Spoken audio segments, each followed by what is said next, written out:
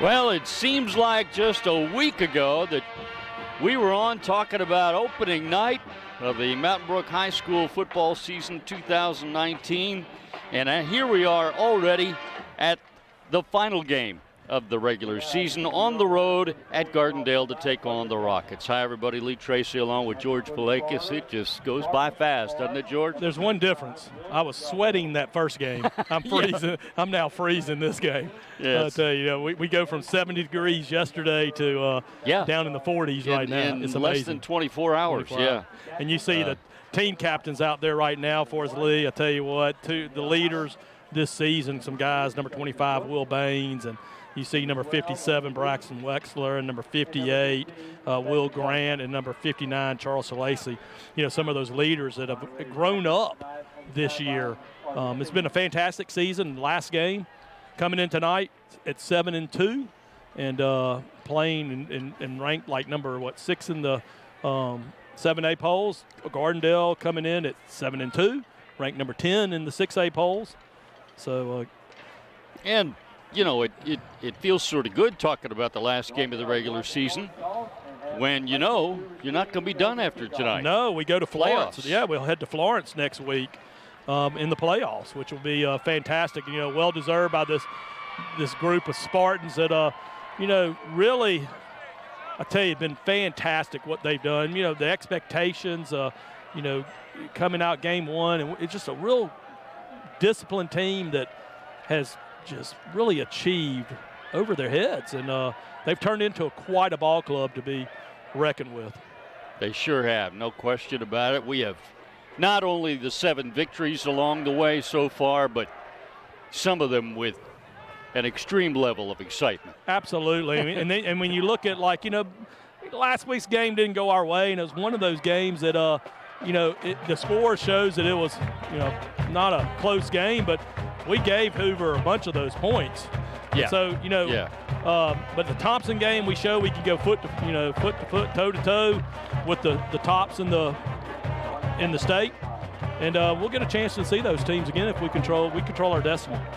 Spartans have gone through the banner and have made their way to the near sideline as we look at it. We're on the visitors' side atop the grandstand on the visitors' side of the field here at Gardendale. A beautiful field with the nice crown. You see that old crown on the field for the drainage. But I walked down there. It was on the sides. It was a little mushy. A little mushy? Yeah, but I will say well-lit field. Not well lit up here. Up here around us. It is like, don't trip and fall and don't bump into somebody. It's really, really dark. But I tell you, this has been a great season and just a terrific team. You know, Spartans come in tonight. You know, we're facing an opponent in Gardendale, and everybody thinks 6A, but the 6A opponents that we played this year have all been ranked in the top 10. Yeah. You know, Gardendale comes in here with the quarterback that is fantastic. I mean, he is, you know, receiving offers from like the likes of Kentucky. His brother plays middle linebacker at Eastern Kentucky, and is just a terrific player from what I hear. So, as you said earlier, represented by the Commonwealth state. Yeah, the family is beloved in the Commonwealth. Caden Magruder is quarterback. So Atkins Roberts, the Spartans will be kicking off to start the game. Atkins Roberts, who's done it for the Spartans all year, averaging up near 40 yards a punt, and then his kickoffs, he's done a fantastic job kicking off for the Spartans. And there is the opening kickoff. We are underway. Gardendale returns it starting at the 7 and hit hard at the 25, dropped at the 28. And you'll see number 25, Will Baines, on that tackle. Oh, excuse me, Will Yarbrough. See, this is what happens when you start looking at the light and everything. And I'll get my 25s and 26s, and of course I know the guys, but Will Yarbrough tonight was the team captain, and I don't know if I said Will Yarbrough or Will Baines. Well, but he made the tackle. I've interchanged 25 and 26 several times this year. Well, they're so alike in the way they play too. So right now we got a little bit of a delay. We have opened up November, George. Yeah, it is November. It is November. We got something wrong with the clock, it looks like, and let's see what they're. Yeah, it's still moving as we speak. And the field judge is waving, and they now have stopped it. So they're going to have to put a significant number of time. I tell you what, we couldn't do this broadcast, Lee, without Medical Properties Trust, Service First Bank, Gory Reagan, Thomas E. Jernigan Foundation, and Andrews Sports Medicine. I tell you, those 5 groups right there, companies, have just, we've had a fantastic season, and we've been able to broadcast these games, and we'll broadcast the playoffs because of these sponsors.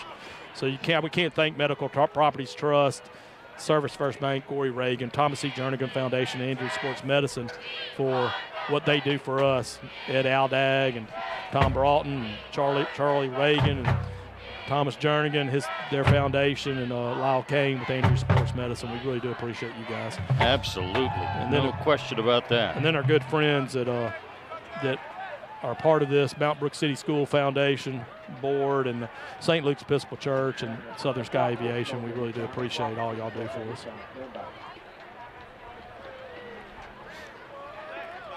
Well, they're struggling. Apparently they can't get the clock to cooperate. Stop counting down. Yeah, you know, every time they either stop it, and every time they turn it back on, it's going continuous in the down position, less and less time. It's like they can't.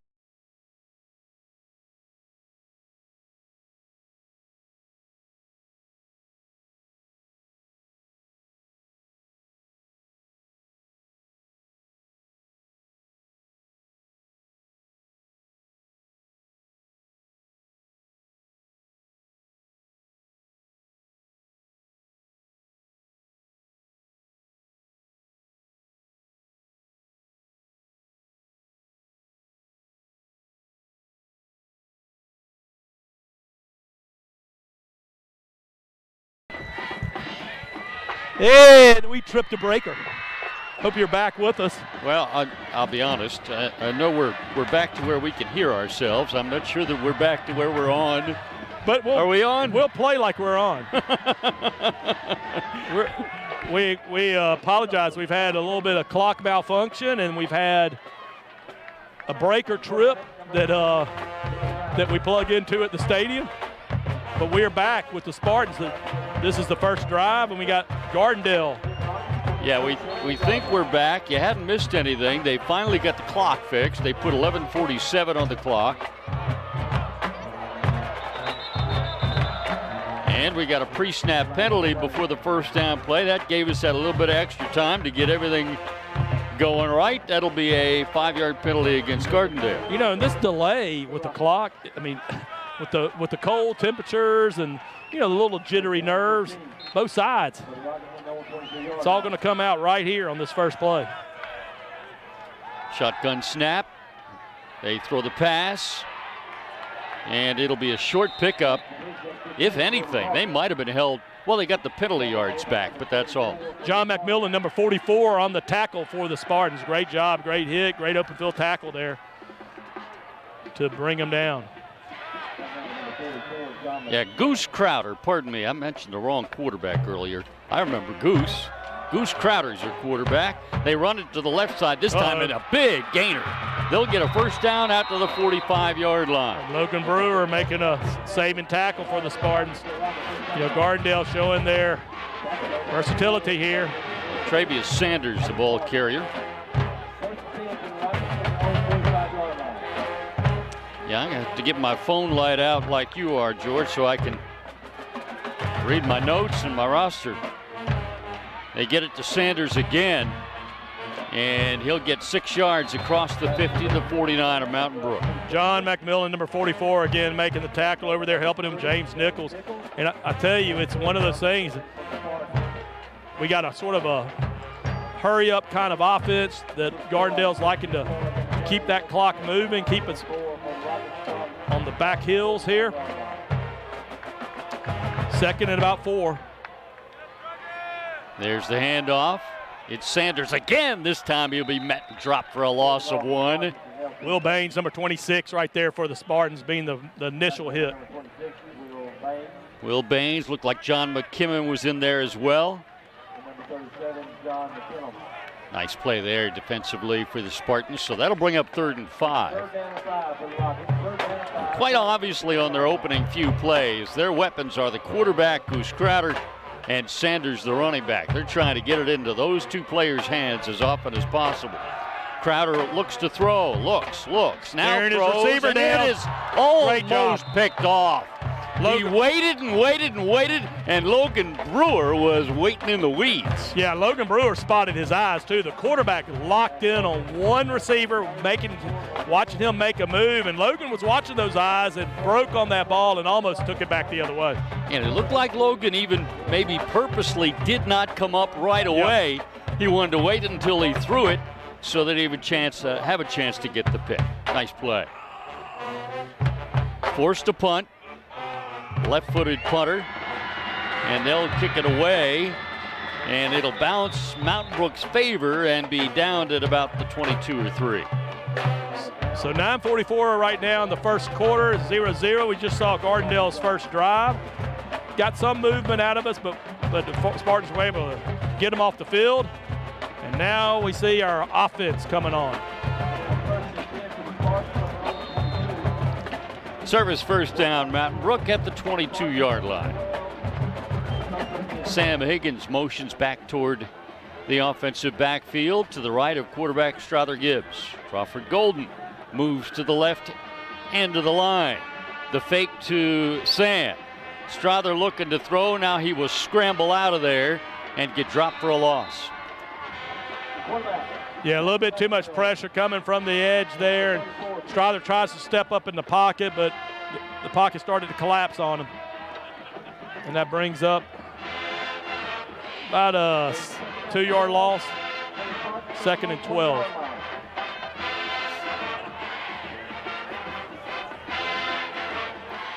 Second down, 12 at the 20.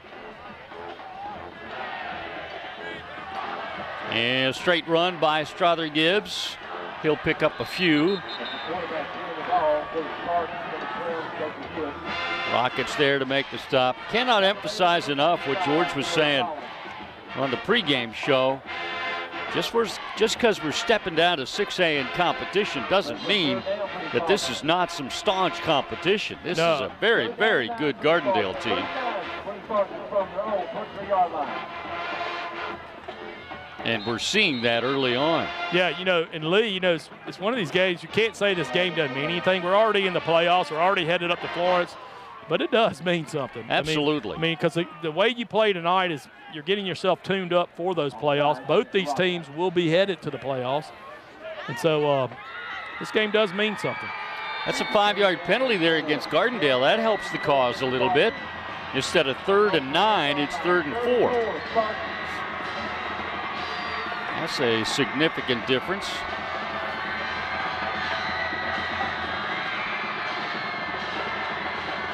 Strother looking to throw. Over the middle, it is dropped.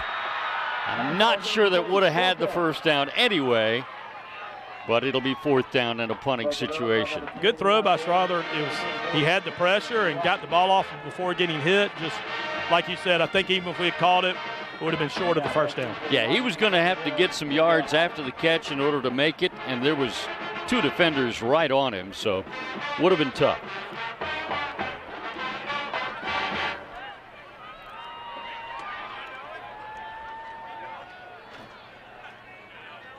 Long snap back to punt it away. Atkins Roberts.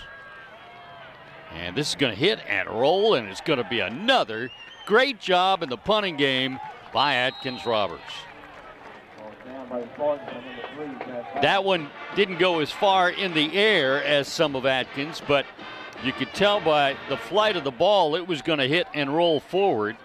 And as soon as I saw the Gardendale man not coming up to try and catch it, had a feeling that was going to work out well, and it did. So far, if you can judge a game on bounces, their punter, it drops and bounces backwards. Ours drops and goes forward. So hopefully that'll be the tail end of the game for us. And Gardendale looking to throw on first down. It's incomplete, just a little bit high. Good coverage there by Will Baines. Yeah, Will Baines doing a great job with coverage, and James Nichols around the ball there. And you'll see it right here. Pass was a little bit high, but catchable, and by Will being right there. And, you know, and if he comes down with that pass, James Nichols, too, ready to deliver the big hit. So brings up 2nd and 10. 2nd down 10 from the 29. They fake the run to Sanders. That pass, was that tipped by Clark Griffin? He got his hands up. Might have been tipped, I'm not sure. Clark Griffin, the leading tackler on the Spartans with 125 this season. He's Mr. Everything. He's up over 400 tackles. Looking to get his hands up, and he at least causes the yeah. If he didn't tip it, he was still in the way. Good job. 3rd and 10. Here comes Crowder. He will throw over the middle. It'll be complete, but the Spartans do a good job of bringing him down right away. No yards after the catch, and he'll be 4 or 5 yards short of the first down. Yeah, Will Baines again on the coverage, making a great play, and Clark Griffin in the area.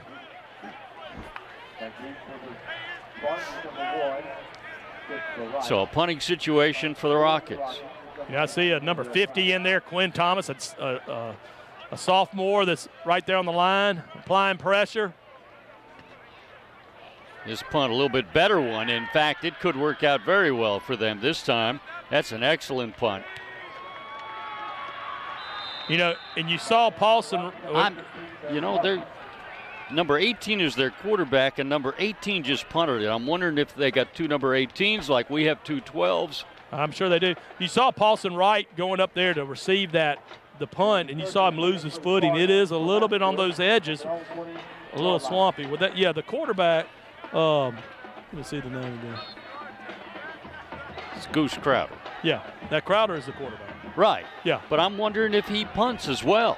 Oh. Because I don't see 2 18s listed on their roster.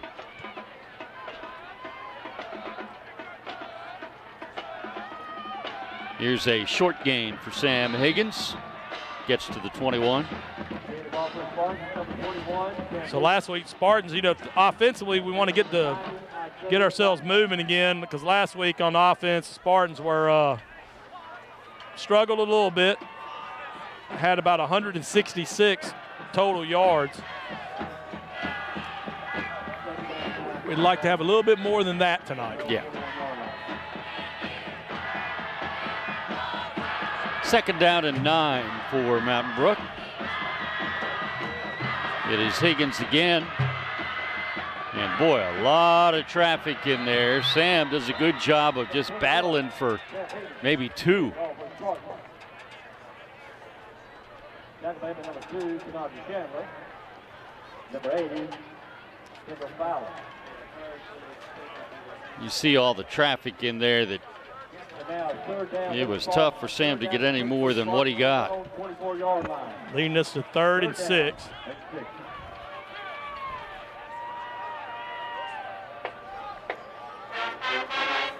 Back to pass, Strother Gibbs. He will throw the deep ball, just a little bit too deep. Oh. That was Jake Thompson, the sophomore receiver, had gotten behind the defense just a little. And it looked like we had sort of held up on our route a little bit. Watch this right here. You'll see good protection. You'll just see Strother unload it. And just a little bit over Jake Thompson. We get that one in the hands. We'll take it all the way. The lead attacking Roberts here to punt. And we got flags everywhere. Flags on play.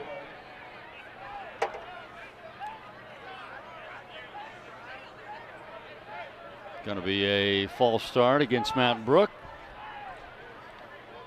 So the Spartans will punt from 5 yards farther back.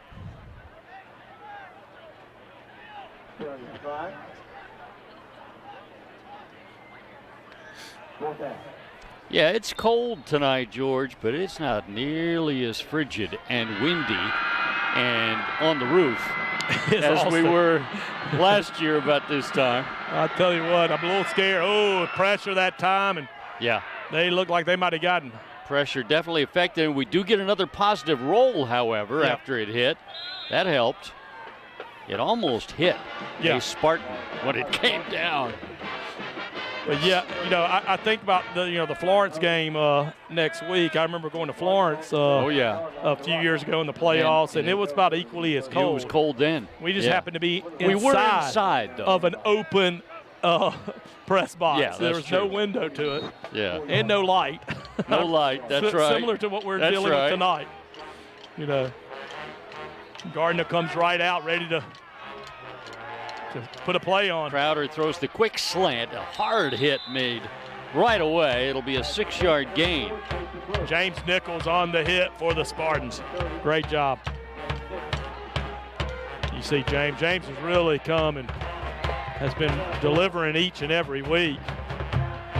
Second half of this season. 2nd and 4. Crowder will throw the quick pass to the left side this time, and they'll get a first down and then some down to the 38-yard line of Mountain Brook. Captain Yarborough, and then you see Brewer and Baines over there on the tackle. First and 10 for the Rockets from the 28-yard line. Kendall Allen was the receiver making that catch for Gardendale. Crowder now rolling right and looking and throwing underneath. Did he hold on? He did. He did. It was a bobble, but he held on. And so they'll pick up another chunk on that one, about 5 yards. Number 44 is John McMillan. So second down and 6 for the Rockets from the Spartans 34-yard line. You can definitely see the ability of their quarterback, Goose Crowder. Here's a run to Sanders, and he'll get to the 30. It'll be 3rd and about 2. And what you'll see is the way they're hitting the passes to the outside, passes over the middle, and then starts to open up that running game a little bit. It gives them 3rd and short. 51, Rob Dunn. Maybe 3rd down for the Rockets.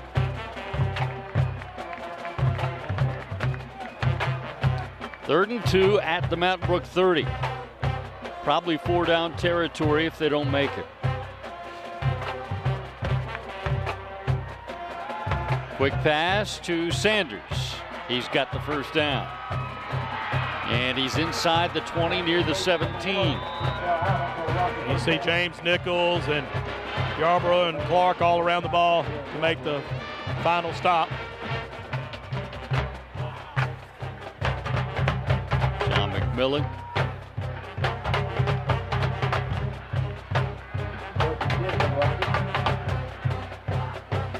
So a first down for Gardendale at the 18-yard line of Mountain Brook. Crowder fakes the run. Now they set up the screen. It is Sanders. He is hit hard from behind. Number Brought down after a 45, short gain. Ethan Shannara making the hit. But I tell you, that was a really good play by, they were setting up the screen, which usually can go for long yards. And I tell you, Shannara made a great play.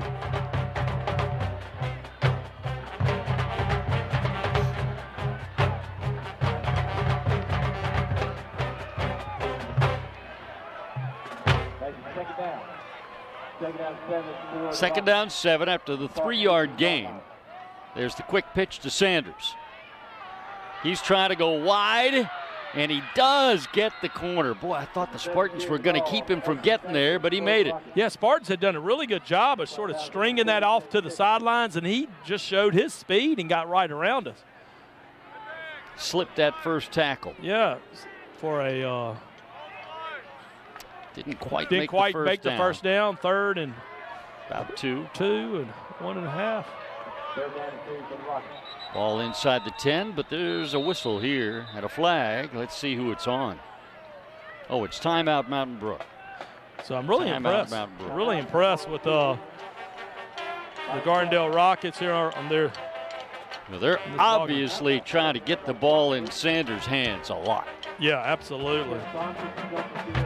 Southern Sky Aviation is Birmingham's only full-service aviation company, offering charter flights, brokerage services, aircraft management, maintenance, avionics, and flight training. For our team, there's no greater passion than that of serving our guests, clients, and partners in the pursuit of a better way to fly. With certified pilots, expert maintenance professionals, and avionics specialists, we're providing the safest, most enjoyable aviation experience in the region. Visit us at southernskyAviation.com and let us show you how to reimagine flight.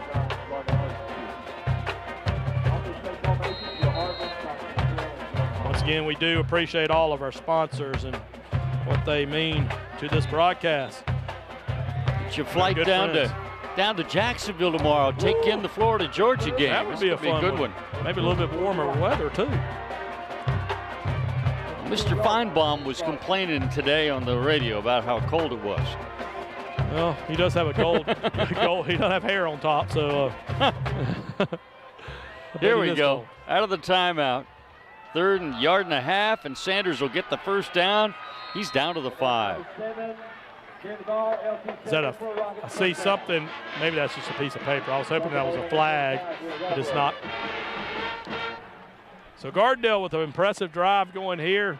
Got it right now on the 5-yard line, 1st and goal. Travius Sanders, that talented number 7, is just a sophomore. Oh.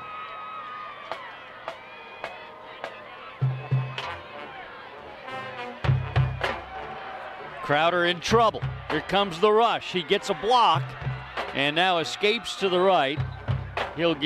He'll still lose yardage, but not much.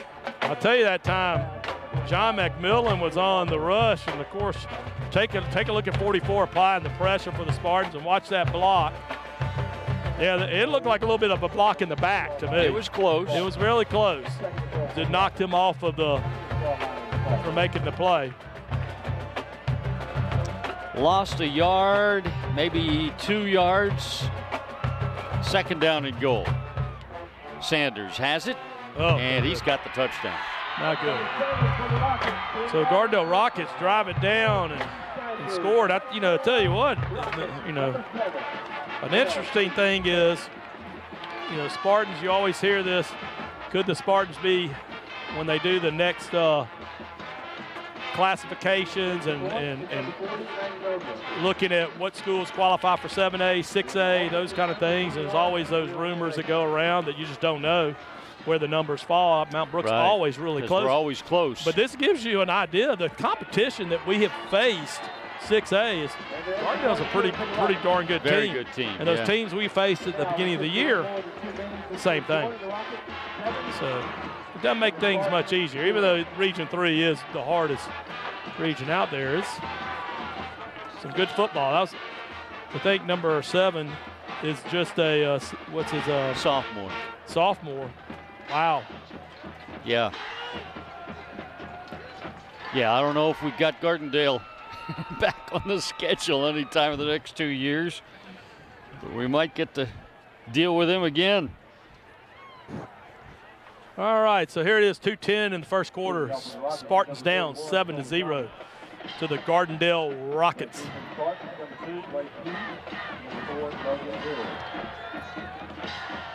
It is a nice stadium here, Driver Stadium. And I'm trying to think back in my day of playing, was it Coach Pride that was the Gardendale coach? Real good coach here. And Gardendale was a really, really solid team. Taken at the 11, drop, pick back up, and a hard hit on Paulson right. Wow, good hit. Or Logan Brewer, pardon me. Number 17 for Gardendale making the hit. See, Nathaniel Young. What a hit. Very good, tough hit. You see Logan right there making the hit, making the move right here, and just really, really good hit. Pretty high hit. Yeah. That was pretty close. We'll give him the benefit of the doubt and say you got shoulders. Service first down, Mountain Brook at their 22-yard line. Close to the 23. It is Strother Gibbs keeping it after the fake to Sam Higgins, and that's a good first down pickup. Strother will get 7, maybe 8 yards to the 31. Yeah, good job. And, you know, right there, what you saw, that's what Strother's done all year long, following some good blocking. Look at Grant, one of our captains tonight, sealing down his block. And then look, Strother looks like he's in the backyard and got 5 guys just jumping on back playing kill the man with the football. Great run by Strother. Such a tough quarterback. Bo Hubbard and Will Grant, some nice blocking in there in the offensive line as well. And a give to Sam Higgins. Sam looks like he may have the first down. Let's see what they're going to. There we go, first down. Sam's got almost no shiny gold left on his helmet. I'm about to say, it looks like a totally white helmet right there. That's all that hard hitting he's been doing all year long. You see the replay there of his first down pickup. Service first down, Mountain Brook at the 20, make that the 34-yard line. So look at Gardendale's defense, packing it all in, daring us to throw the ball. And we'll run it against that packed-in defense, and Sam will get about 5 yards on first down. Good run by Sam Higgins once again. But you see Gardendale is just selling out. They've got everybody in the box. Well, you can see 9 of them right there. Yeah. And then on the other side there, on the line of scrimmage. But a good first down run by Sam makes it 2nd and 5 for the Spartans. Yeah, pretty amazing that we were able to get 5 yards against that defense.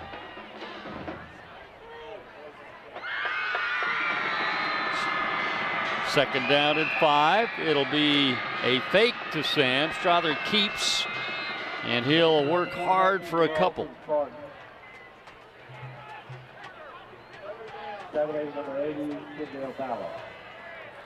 Most of those offensive linemen, not much of the shiny gold paint left either. See Charles Reagan leading right there through, trying to help Strother get that extra inch. And here we are at the end of the first quarter. Yeah, other than the clock problem delay and the power outage delay before we could run the first play from scrimmage, it moved quickly after that. 1 quarter in the books. Gardendale 7, Mountain Brook nothing on the Mountain Brook board.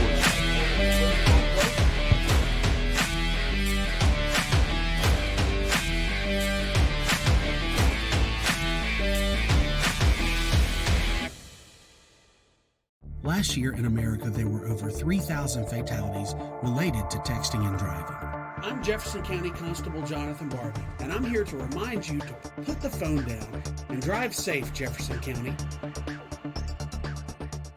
If you were coaching these kids, what would you coach?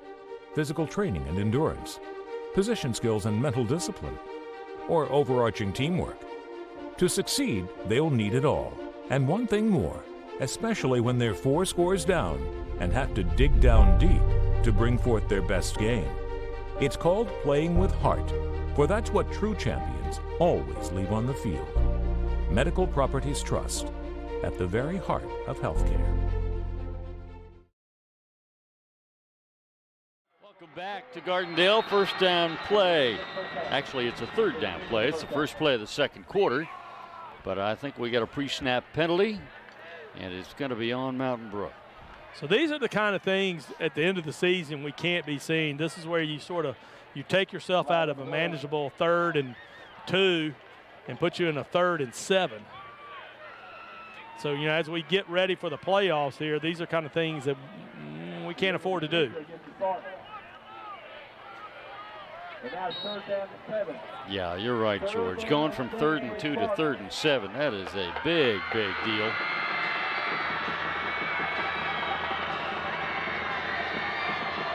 Strother Gibbs looking to pass. He'll throw the long out. It is complete for the first down. Great job that time by Paulson Wright making a play on the ball. The ball was, he had run his route. He saw the ball where it's being thrown. Check this out. That is a long throw for Strother Gibbs. Watch Paulson come back to it. I mean, it's almost like he's running his route. He turned, he came back to it where the defense back never saw the ball. That was a tough throw for the quarterback from the hash marks on one side of the field to near sideline on the other. It really is. but it got the first down. Service first down play, Mountain Brook. And it'll be Strother keeping, and he waited as long as he could before making that decision, and it was the right decision. Picked up 5 yards. I tell you, once again, you just see Strother every play. Just watch him just where he is. Reads this right here. He takes it, and watch him just lower his shoulders. Boom. Takes a hit. He delivers a hit. Never seen any quarterback that's stronger than Strother. It's amazing how many hits he takes a game. Takes a hit, but keeps on ticking. 2nd and 5 from the 49 of Gardendale. Crawford Golden motions to the right side of the formation. They run it over there to Sam Higgins. He's got a hole over right guard. He'll pick up 9 yards and a Mountain Brook first down. Yeah, I tell you what, I know who's enjoying that run right now. It's an aunt up in northern Illinois and a grandmother that are watching this telecast tonight, watching Sam right here to let him take it right up the middle, just as Sam does. Just look at him. Makes the hit, keeps driving for a Spartan first down. Yeah. So I hope y'all are enjoying the broadcast. Some of Sam's family up there in Illinois. Northern Illinois Huskies. That's right. Yeah. They're usually pretty good. Oh, awesome, yeah. It is Sam Higgins again. Boy, that one came really close to busting it all the way. They didn't have many rockets left back there to stop it. Now that's looking like a running back that could play at NIU right there. Watch Sam right here. Watch the blocking. Check out Fleming right there, guard, and Grant in center. Look at them. They get their blocks and seal it down. Hubbard and Charles Reagan. Good job. Good, a 9-yard gain. Yeah, 9 yards on first down. That'll get it done. 2nd and 1 at the 31. Boy, you can do anything you want with the play call here.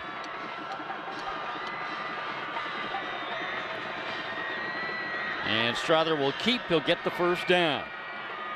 And he'll get about 7 more yards. So the running game is really starting to crank up now. Yeah, you see the Spartans right now. This is exactly what Coach Ager wants to do. He wants to get that running game going, take some time off that clock, keep the Gardendale offense on the sidelines. And you look at those blocks downfield. Once again, look at Fleming, number 66 downfield. Number 15, and then Ben Savage. Making some good blocks. So it's another service first down at the 24-yard line of Gardendale. Strother Gibbs gets Sam Higgins to his right, and then he gives it to Sam. And not as big a chunk on first down this time, but not bad, 3 or 4. I'll tell you what, I bet we're not as cold as it is up in northern Illinois. Really? You would think that wind is swirling up that way. You would think. Big parkas.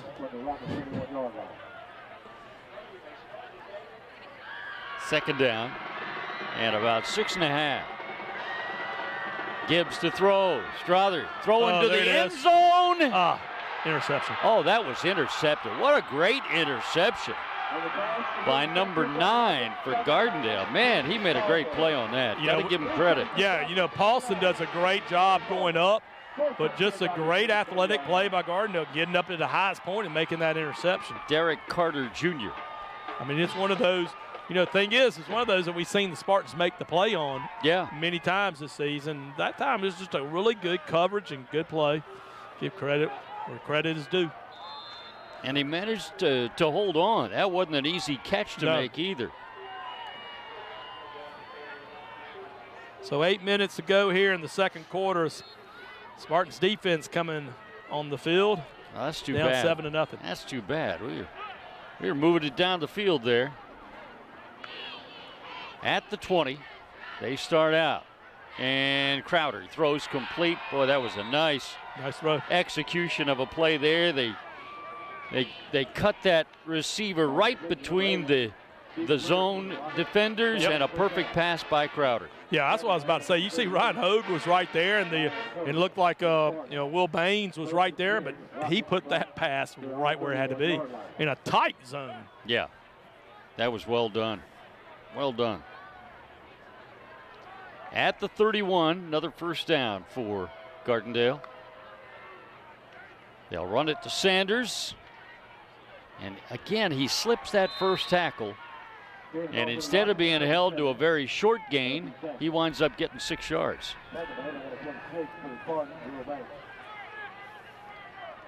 So once again, Gardendale getting big chunks on first down against us, which is giving them interesting optional kind of plays they can do on second and short. Sanders has done a really good job of not going down on that first tackler. Crowder is in trouble, and he will get away, but not for long. Spartans bring him down. He'll lose about a yard. It will be a sack. Win Horn in there, number 97. It looked like Blake Pugh, number 2. Around there, I tell you. And what he was wanting to do was uncork it long. He had number 8 flying down the field. Watch 97 coming in and making the tackle, and then Blake Pugh helping finish off. Win probably fighting through a little bit of a hold to get to the quarterback to make the tackle. A little bit of credit to John McKibben, too. He was the first one in there that made him escape the pocket. Yeah. And looked like he might have been trying to get away from a hold as well. 3rd down and 6. They throw underneath, and once again, first man can't get him, and that's the difference. He makes the first down as a result. Sanders. Yeah, Lee, you're exactly right. He makes that first step every time, whether he's taking a handoff or getting the reception, and escapes us every time. If we can break down and make that tackle, things are going to start happening for the Spartans. At the 45, 1st and 10.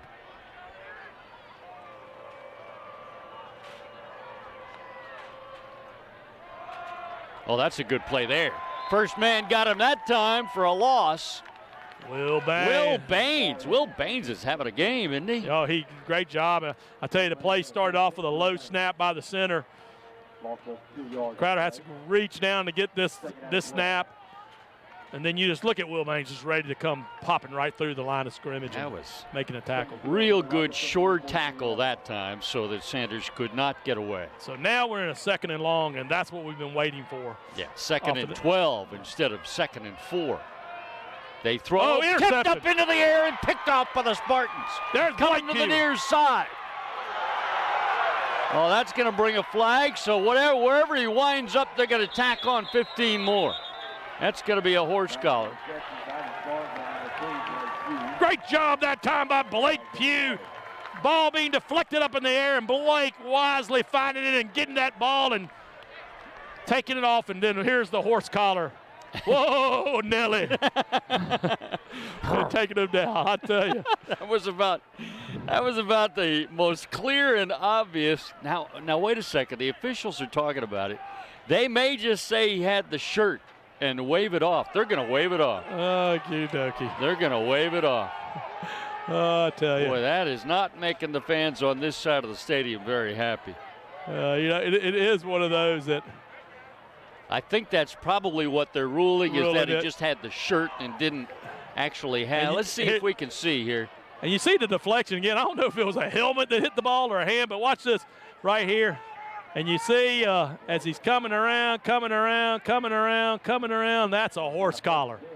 He's got the hand on, it looks like on the, well, I don't know. Hold on. Boy, it's hard to say for sure. Yeah, it's really hard to say for sure. It's hard to say. But usually when you can't say for sure, the call stands. Yeah, this call stands. And so whatever's called on the field would normally stand. That's right. Not the case here. And Strother keeps it. And that's okay because he'll get 9 yards on first down. Boy, Strother's really starting to make the right reads on those zone read plays, and they're getting chunks every time. Either he or Sam Higgins. This time it was Strother Gibbs getting 9. Yeah, nice pull block that time by Charles Reagan, and then you see Crawford Golden sort of splitting them around, getting him a big hole to get through for 9 yards. 2nd and 1 at the 49. This time it'll be Sam Higgins. He'll get the first down. Needed 1, got 4, moved the chains. The Sam and Strother show going on right now in the last 2 possessions. Just tag teaming on the running. Zone read after zone read, it's working. That time he gave it to Sam. Good block that time. Once again, Charles Lacey that time, number 59, caving down, doing a really good block. So mark it at the 47 of Gardendale. Service first down play for the Spartans.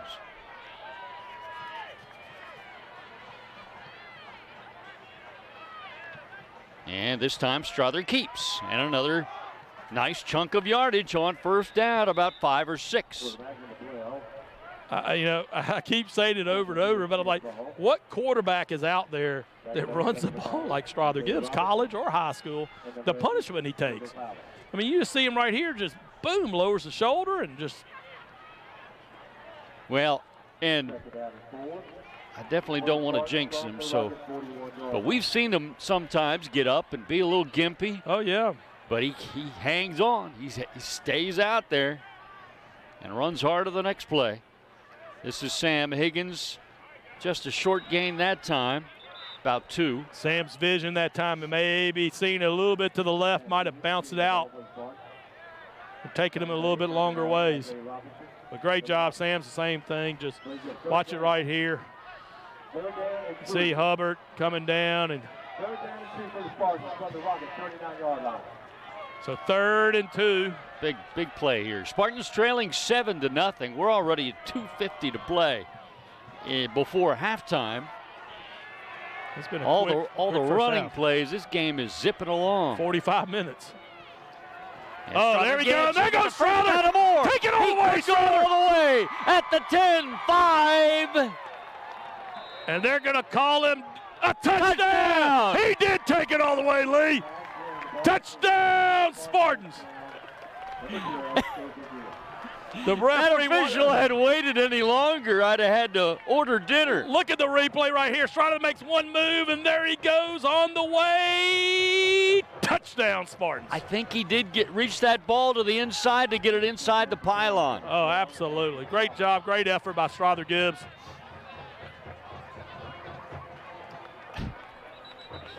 So an extra point can tie it. Well, that's big to get something out of that drive because we had driven the time before and it resulted in a pick in the end zone. We drive again and this time get the long touchdown run by Strother Gibbs. So Spartans have to take a timeout here before kicking the extra point.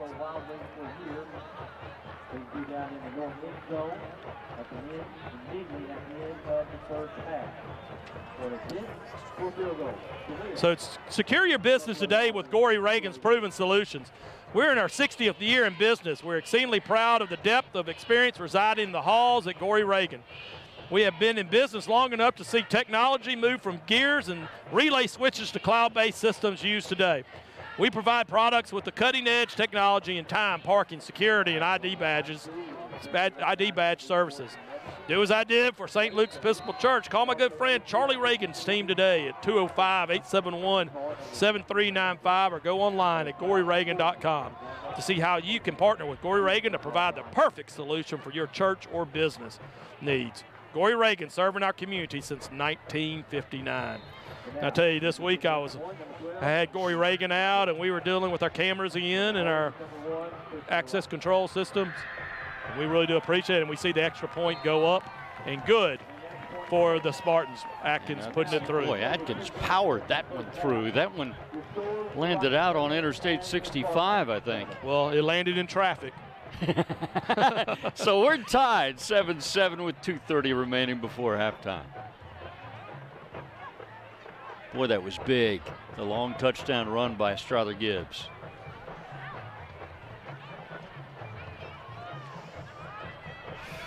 Now at halftime, of course, we always want to show the Mountain Brook Spartan Band. But again, keep in mind we are on the road tonight and we're on the visitors' side, so they might be facing away from us.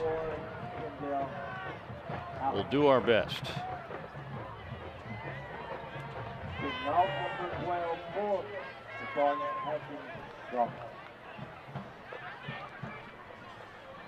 So 2:30 to go here in the second quarters. All tied up, 7-7. And now Atkins Roberts to kick it off from the 40. And he pops that one in taken at the 15. Got to get him. Spartans do. Do I see a flag fly in? I thought I saw something come in, but look who's in there making the tackle in there. Number 12, Atkins Roberts. we've seen him do that a few times this year. It looked like Paul McMahon, 35, making a hit for the Spartans. I guess I was seeing things. But you saw like a couple of our players who got down there. You see that footing on the hash marks there. It's not real good. Saw some slip in. And yeah. Crowder with all kinds of time. Now he runs out of time. He'll throw complete. Oh, get the ball! They Get that pop ball! up into the air. That's Spartans ball! I think we got on it. And it is. You do. The Spartans got it. Spartan ball. Big number 40, Clark Griffin. That's really bad. Let's see who forced this fumble here. Who Good made with the hit? pressure. And there's no, it's Ryan Hogue. Yeah, Ryan Hogue that forced it loose. And then big number was it 40. Clark that got on it. Yeah, big number 40, Clark Griffin coming up with So it. now the Spartans with 2:10 left in the first half. What do we got? 1 or 2 timeouts left? We have one. One. Chance to maybe take the lead here before halftime. Strother Gibbs will do the quarterback draw. Oh, nice move to get away. Oh! But then an ankle tackle. That's a good tackle by 34 for Gardendale. Really, I'll Or tell you, else Strother would have gone a long way. he would have gone a long way.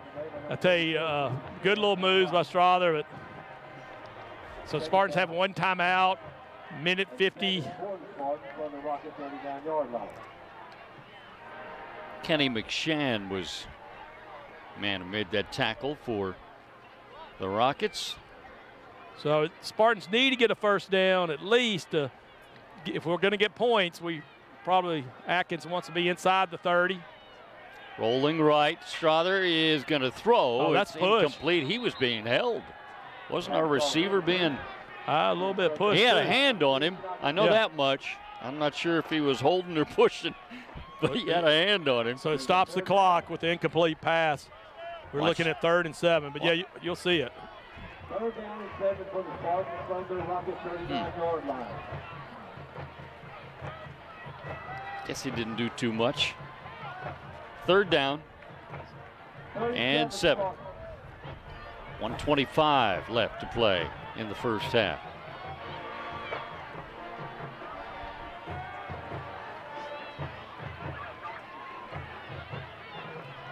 Strother back to pass. Setting up the screen. Got it to Jay Rucker, and he's hit and knocked out of bounds. So which will bring up a 4th down, and you'll see the Spartans going for it here. Yeah, probably going to go for it. Try and get a first down. They need about 4 yards. I'll tell you, Strother took a hit on that just as he released the ball. Clean hit, but he. Yeah, they were welcoming the pressure in, setting up the screen. Here we go. 4th and 4 at the 36. Got to get to the 32.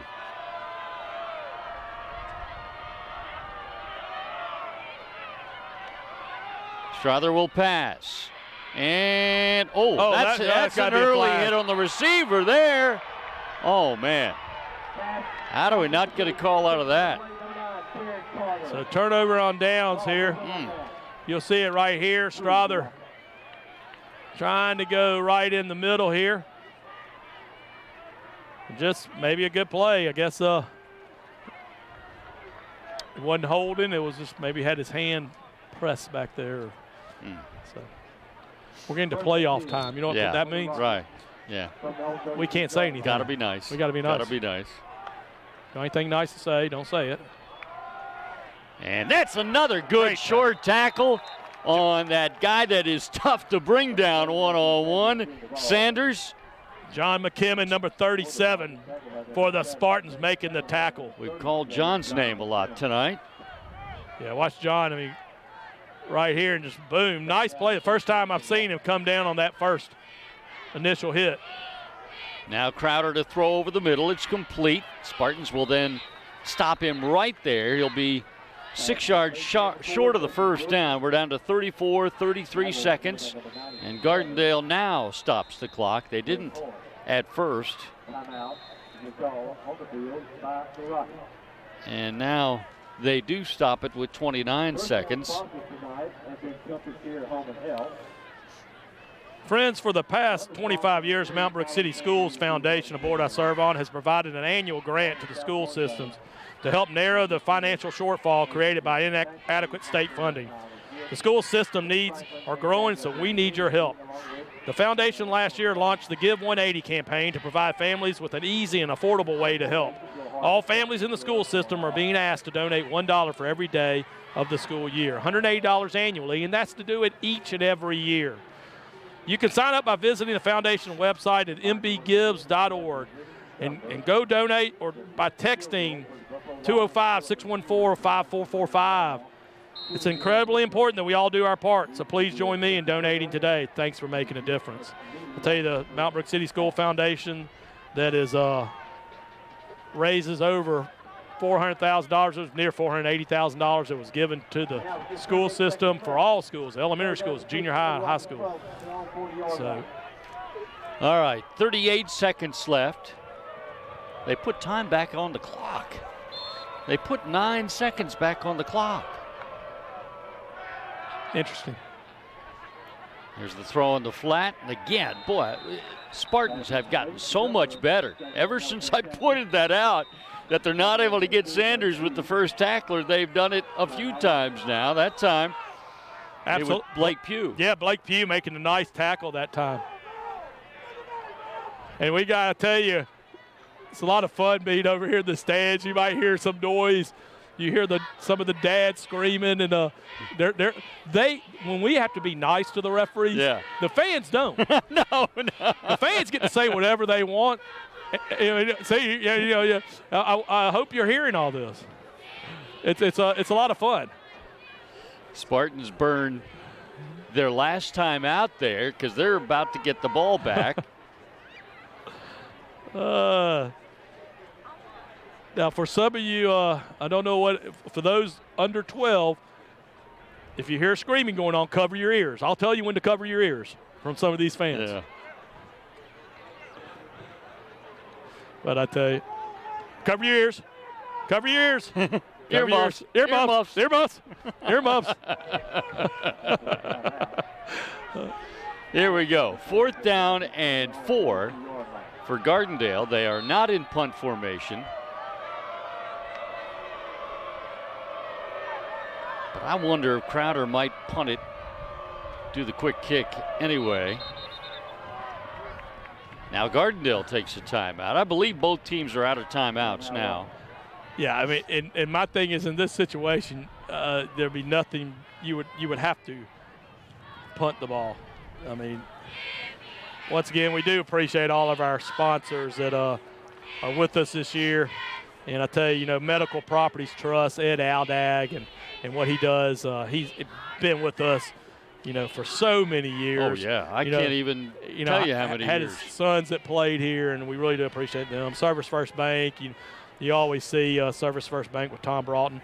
The Thomas E. Jernigan Foundation, Thomas Jernigan, the Jernigan family, we really do appreciate them. Another one that's been with us forever.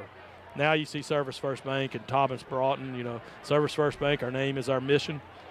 Gory Reagan or Southern Sky, I need to follow the prompt here. Southern Sky Aviation, a good friend of the program, and we really do appreciate what they do. Gory Reagan, there you see what Charlie Reagan, just a longtime friend, and what he really means to me and what he means to this program, we think. And here we are back on defense, and it looks like they are going to punt the ball. Spartans have nobody back.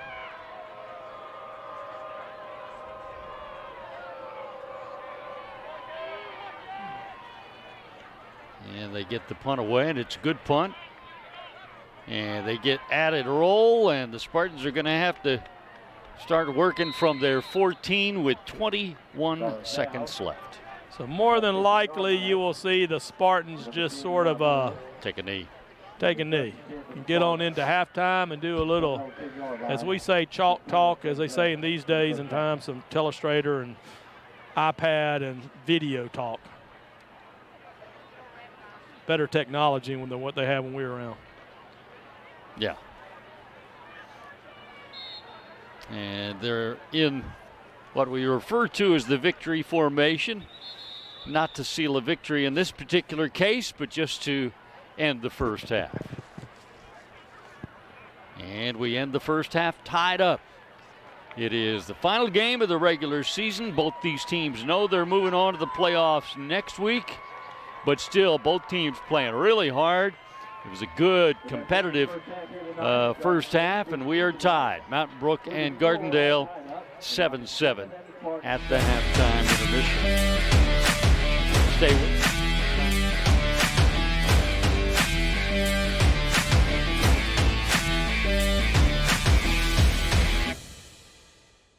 My name is Lyle Kane. I'm an orthopedic surgeon specializing in sports medicine, and I work with the Andrews Sports Medicine Orthopedic Center. It's a really unique situation to be able to take care of Mountain Brook High School, where I played sports. I've known the administration, I know a lot of the coaches, and a lot of the kids that are playing there, their parents were friends of mine growing up. The second part of my fortunate practice situation is that I'm able to cover the University of Alabama sports programs, and I can see myself spending a lot of time down there even if I didn't have to work there. 2/3 of drivers who died in car crashes chose to ignore this warning. Seatbelts save lives. Drive safe, Alabama. A message from your Alabama Department of Transportation.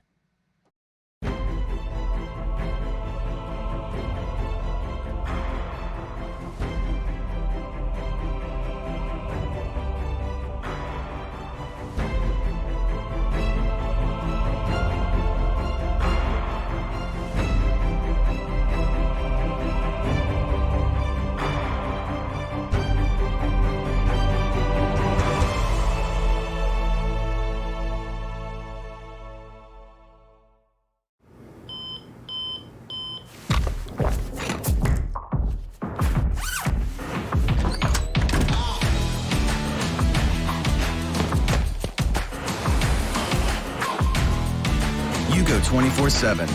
Now, so do we. Introducing 24/7 scheduling, available for most appointments at Andrews Sports Medicine. Call 205-939-3699 to overcome everything, including time. Last year in America, there were over 3,000 fatalities related to texting and driving. I'm Jefferson County Constable Jonathan Barbie, and I'm here to remind you to put the phone down and drive safe, Jefferson County. If you were coaching these kids, what would you coach?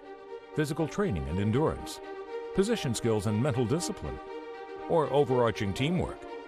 To succeed, they'll need it all. And one thing more, especially when they're 4 scores down and have to dig down deep to bring forth their best game. It's called playing with heart, for that's what true champions always leave on the field. Medical Properties Trust, at the very heart of healthcare.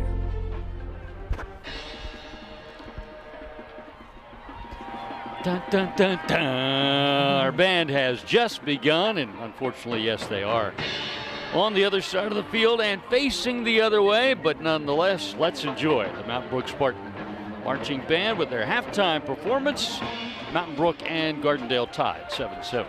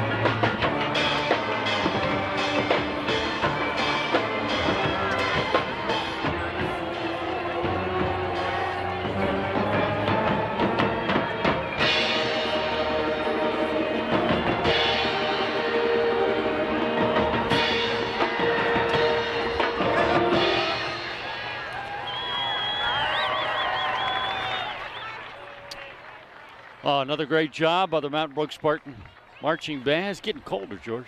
Yeah, it absolutely is. Hey, Jason Smith with the band director. Just once again, we can't say what a terrific job he has done all year long. And it's been a great, great job. Enjoyed it. As always, 7-7 our halftime score, Mountain Brook and Gardendale. More of the halftime show when we come back on the Mountain Brook Sportsnet.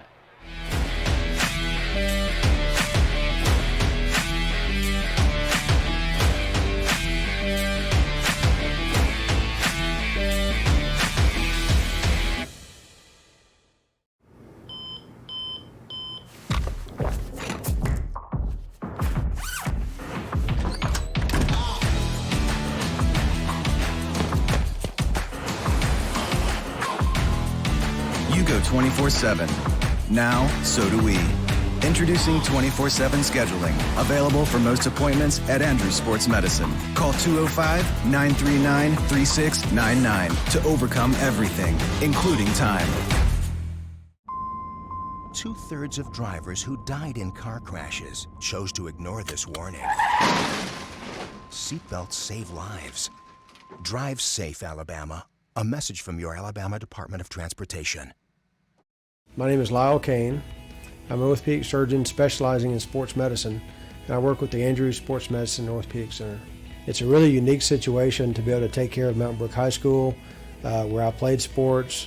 I've known the administration, I know a lot of the coaches, and a lot of the kids that are playing there, their parents were friends of mine growing up.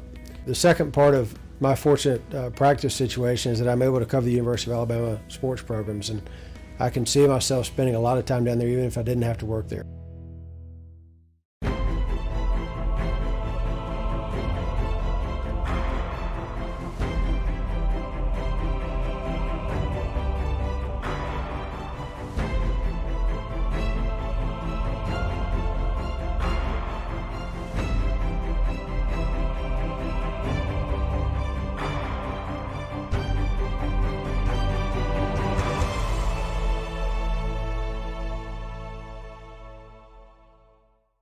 Last year in America, there were over 3,000 fatalities related to texting and driving. I'm Jefferson County Constable Jonathan Barbie, and I'm here to remind you to put the phone down and drive safe, Jefferson County. If you were coaching these kids, what would you coach? Physical training and endurance, position skills and mental discipline, or overarching teamwork? To succeed, they'll need it all. And one thing more, especially when they're 4 scores down and have to dig down deep to bring forth their best game. It's called playing with heart, for that's what true champions always leave on the field. Medical Properties Trust, at the very heart of healthcare.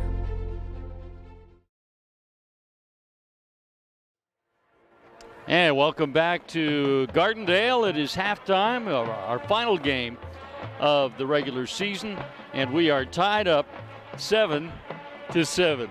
Lee Tracy along with George Falakis. Happy you're along with us. And it's a little dark up here, but our setup here at Gardendale is not bad. No, it's great. You know, we're amongst, you can see we're amongst the fans here, so we get asked where the restrooms are, and we get everybody running their shots, but it's great. This is what you're supposed to do right Production here. van is right here? Yeah, not down by the you know, the press box. It's down by us.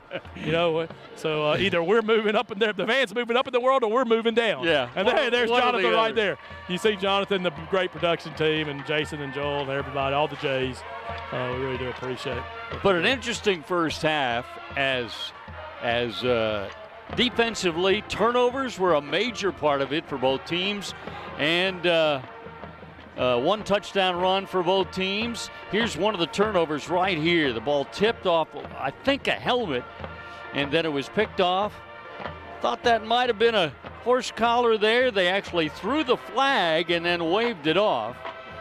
But still, yeah, I believe it was after that Mountain Brook went down and scored. Yeah, absolutely. You know, so that was that led to the Spartans getting Blake Pugh, by the way. Blake Pugh with the big interception, and then Strother Gibbs taking it for a long run for the Spartans, making it one really good move and then off to the races and to the end zone for Strother.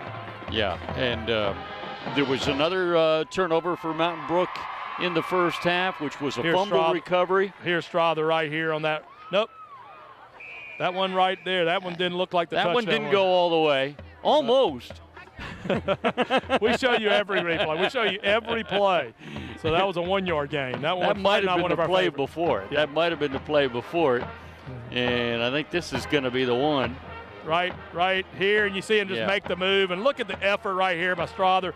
You got number 2 making tackle and just gets that ball right over the pylon. You see him shift the ball to his inside hand right before he got to the goal line so that he could put it inside the pylon. Yeah, so terrific job that time. So the Spartans got it moving in the second half, second quarter, with their run game, the read option. It really did. And, I mean, Strother was reading it perfect. It was Sam, it was Strother, it was Sam, it was Strother. So they had 2 good drives. One unfortunately ended with an interception in the end zone, and then the second one was that one right there with the 39-yard touchdown run. And so here's the defense. The defense also got it going too. And you'll see right here, we get the good hit that time by Hogue, and you see right there, you see big Clark Griffin, number 40, Mr. Tackler out there usually, but getting on the fumble recovery and getting the ball going the other way right before half. Spartans weren't able to turn that into any points, but once again it shows that the defense is starting to get a feel for this game. So. Well, and you sort of had a feeling the way it was sort of a stalemate between the 2 teams that turnovers might indeed be a factor, and it certainly was in the first half again for both teams. The one Gardendale touchdown, a 7-yard run by Sanders. And another good thing developed during the first half concerning him as far as Matt Brook's ability to defend him. Well, absolutely. You coached it. You told us that's what we had to do, and the players started reacting to that. Yeah. But he is really, we got a really good quarterback and a really good running back on that other sideline. So we're going to have a good second half that, once again, we see this 2 top 10 teams, one top 10 in the 6A, one top 10 in the 7A. We got us a match here in the second half to get us ready for the playoffs. 6A, 7A, slight difference.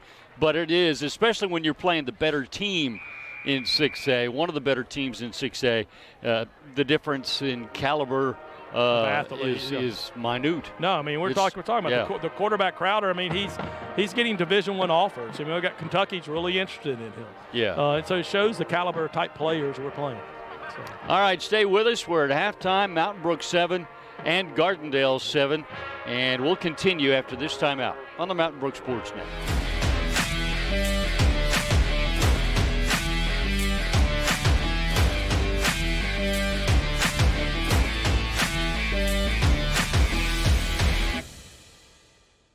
My name is Lyle Kane. I'm an orthopedic surgeon specializing in sports medicine, and I work with the Andrews Sports Medicine Orthopedic Center. It's a really unique situation to be able to take care of Mountain Brook High School, where I played sports. I've known the administration, I know a lot of the coaches, and a lot of the kids that are playing there, their parents were friends of mine growing up. The second part of my fortunate practice situation is that I'm able to cover the University of Alabama sports programs, and I can see myself spending a lot of time down there even if I didn't have to work there. If you were coaching these kids, what would you coach? Physical training and endurance, position skills and mental discipline, or overarching teamwork? To succeed, they'll need it all. And one thing more, especially when they're 4 scores down and have to dig down deep to bring forth their best game. It's called playing with heart, for that's what true champions always leave on the field. Medical Properties Trust, at the very heart of healthcare.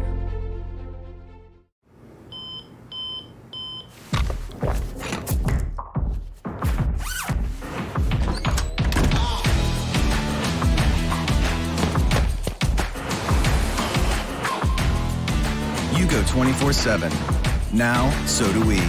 Introducing 24/7 scheduling, available for most appointments at Andrews Sports Medicine. Call 205-939-3699 to overcome everything, including time. Last year in America, there were over 3,000 fatalities related to texting and driving. I'm Jefferson County Constable Jonathan Barbie, and I'm here to remind you to put the phone down and drive safe, Jefferson County.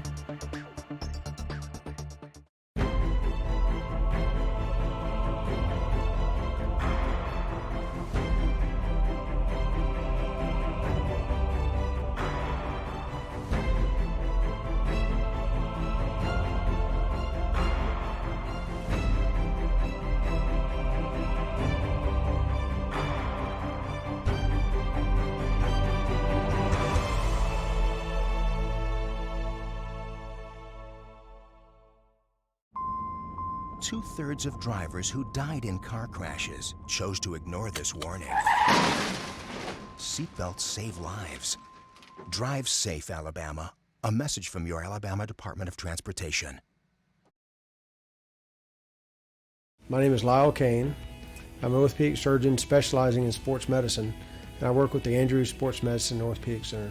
It's a really unique situation to be able to take care of Mountain Brook High School, where I played sports. I've known the administration, I know a lot of the coaches, and a lot of the kids that are playing there, their parents were friends of mine growing up. The second part of my fortunate practice situation is that I'm able to cover the University of Alabama sports programs, and I can see myself spending a lot of time down there even if I didn't have to work there. If you were coaching these kids, what would you coach? Physical training and endurance, position skills and mental discipline, or overarching teamwork? To succeed, they'll need it all. And one thing more, especially when they're 4 scores down and have to dig down deep to bring forth their best game. It's called playing with heart, for that's what true champions always leave on the field. Medical Properties Trust, at the very heart of healthcare.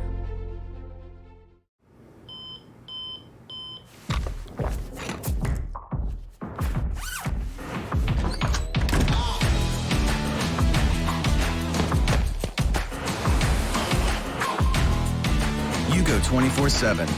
Now, so do we. Introducing 24/7 scheduling, available for most appointments at Andrews Sports Medicine. Call 205-939-3699 to overcome everything, including time.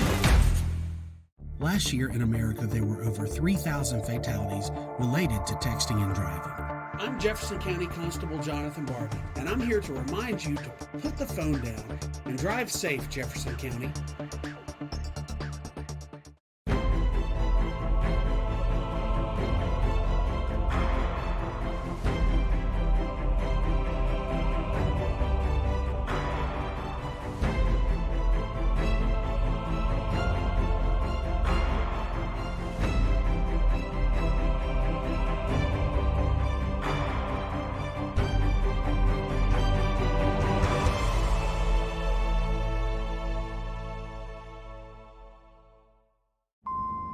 Two-thirds of drivers who died in car crashes chose to ignore this warning. Seatbelts save lives. Drive safe, Alabama. A message from your Alabama Department of Transportation. And welcome back to Gardendale High School. This is Driver Stadium. And boy, I tell you what, this was one thing I really liked about coming here is it was really easy to get to. It's, I mean, just off the interstate. Sometimes I run into problems on road trips. Yeah. Finding places. That's right. I was all excited about doing the first quarter by myself. But that was not the case tonight. This was easy. You know, it's really, I think about, you're coming from opposite direction, coming from Tuscaloosa. Right. You know, and I was coming, over Red Mountain Expressway, and not having the Civic Center, the sort of the bypass to get over to 65. To me, I much more enjoy getting 65 going down past Caraway and 31. It really was not bad at all. But I'd say, coming up 65, get off exit 271 and make a right and a right, and you're there. And you're there. You're there. So really easy. Really good. All right, we are 7-7. Again, if you weren't with us for the first half, and I would imagine most of you were, but good, competitive first half. 2 turnovers forced by Mountain Brook, 1 turnover forced by Gardendale. And they played a major factor in the fact that the game is still tied 7-7. Spartans' lone touchdown, a 39-yard touchdown run by Strother Gibbs, a thing of beauty. And a 7-yard touchdown run by Latravius Sanders for Gardendale's 1 points. So, Lee, at halftime, Vestavia over Huffman right now, 46-0. They're getting ready for the playoffs. And then Hoover, which is very impressive, taking on IMG before the playoff run. They're down at halftime, 24-7 to IMG. Yeah, it's like I referred to Joel Our cameraman to my right, the IMG Academy is basically like high school all-star team. Yep. Oh, yeah. And then in Tuscaloosa, we got Tuscaloosa County and Northridge, 2 teams we faced early in the year. And we got Tuscaloosa County up 14-3. Northridge was not a bad ball club when we faced them. And so some good ball games going on out there. Spain Park playing Shades Valley. And we do not have an update from that particular game. Yep. All right. So here we go. Gardendale to kick it off. Spartans get the ball first to start the second half. It's a pooch kick, and it goes out of bounds, so the Spartans will start from the 35. That'll work. Yeah, Ben Savage very wisely letting that ball go out of bounds for the Spartans, and that'll be a penalty on the Rockets.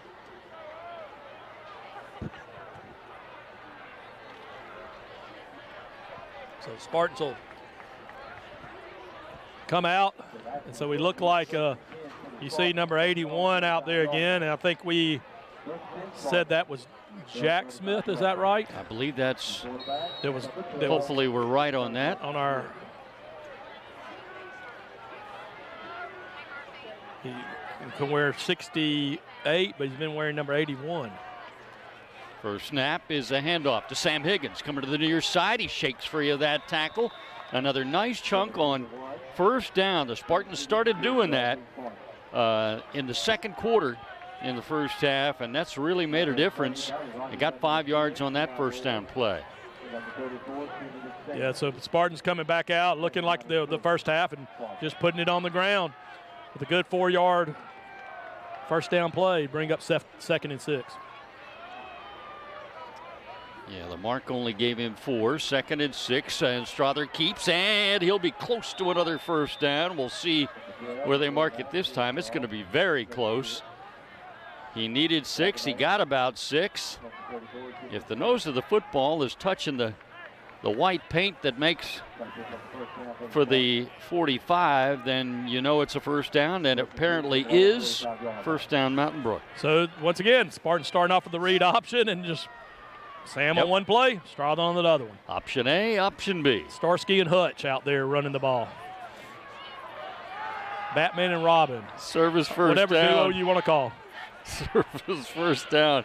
Mountain Brook, there's room up the middle this time for Sam Higgins. He almost broke it all the way. And it's not Sam Higgins. Oh, that's Michael Brogan. Yeah, Michael Brogan, which I love watching Michael run. I tell you, he gives a little bit different dynamic than Sam Higgins. And I tell you, we got this 1-2 punch, but watch him just slice it right down the middle and just get some of that elusive speed. Some nice blocks in there. Yeah. Good fresh legs in there to add with the Spartans. That's a 15-yard run for Michael Brogan. And this time Strother keeps it. And he'll get not as much this time, just 2 or 3. You know, so Spartans' game plan has come in, and they're really wanting to keep the ball controlled and just keep it on the ground and just keep moving it. And, you know, get on out of here, no injuries, and get on into the playoffs. Well, and part of it, too, could be, we talked about the talent that Gardendale has at quarterback and with Sanders, who sometimes lines up at running back and sometimes at a receiver position. Maybe just want to hold on to the football and keep it out of their hands. Yeah, it's the best defense you can play against really good offensive teams. Second down at 8. Strother will keep. And again, another short game this time. It'll be third and pretty long.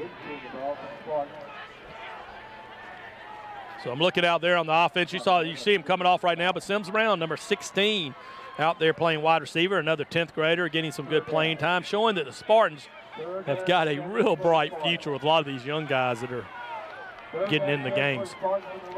Third and 7. Ball is at the 37. Got to get to about the 30 for the first down.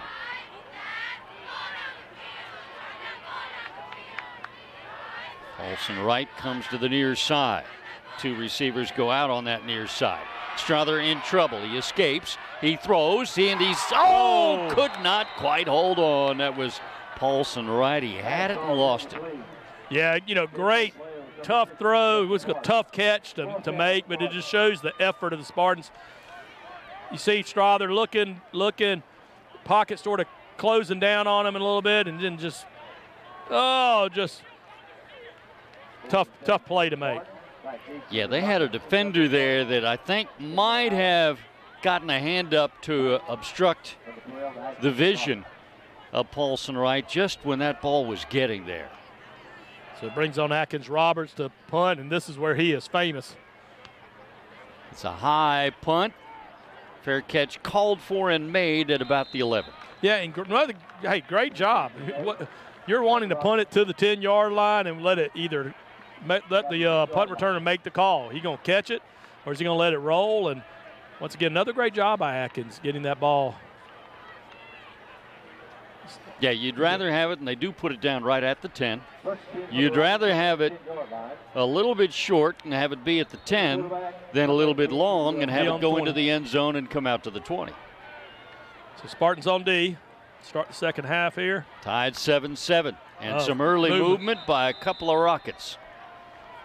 Left side moved early. They didn't get the memo. Well, at least these Rockets didn't leave the stratosphere. We're still right here, here on Earth. First down and 15 now. The ball back at the 5.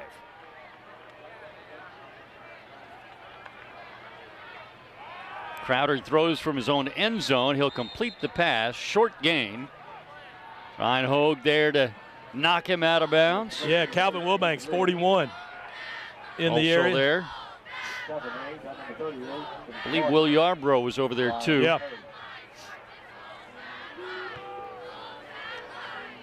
So they picked up the penalty yards basically, and about a half yard more than that. Second down and 9.5. Fake the run. Crowder throws. Oh, another back up into the air, but is pulled down by Sanders. What a huge break for Gardendale, as they not only get one of their guys to be able to come down with it, it's their most talented guy, Sanders, but the Spartans did a good job of tackling it. Watch my big number 57 right here. Get those paws up, always doing it. Again. But number 7 wisely making a play, and then what a good tackle by Mr. Gunn. Rob Gunn, great tackle. That's how you bring that guy down. Third down and 7.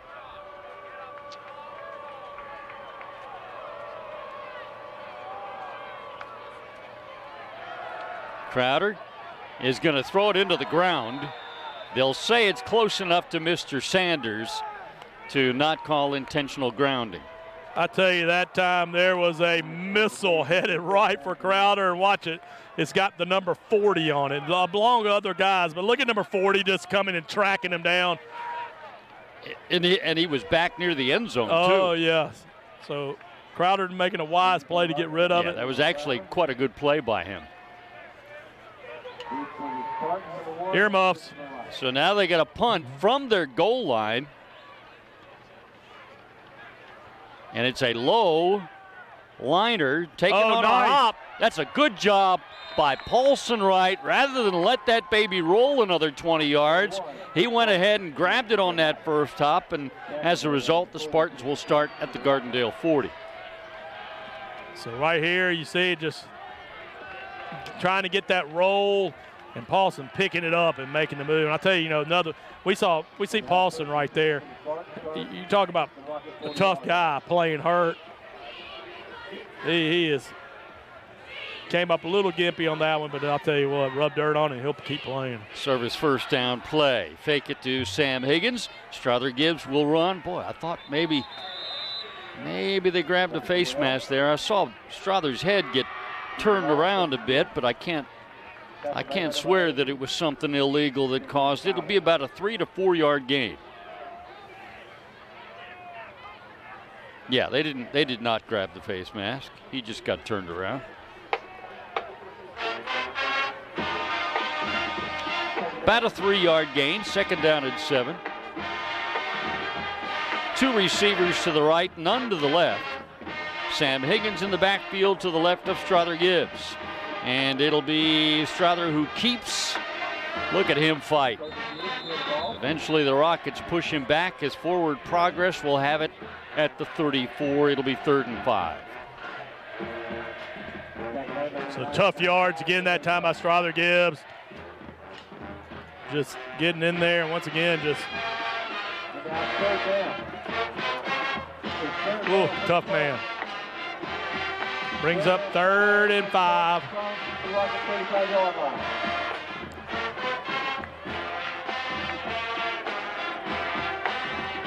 Yeah, big play here.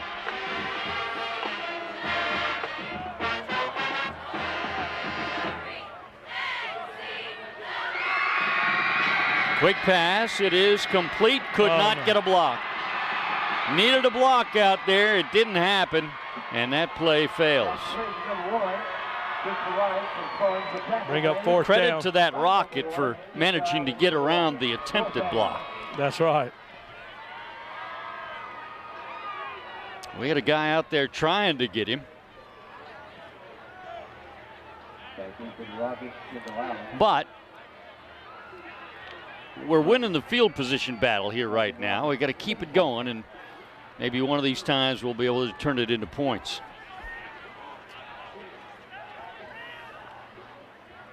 Need another good punt out of Atkins Roberts. It's another high one. And fair catch is made at the 13 this time.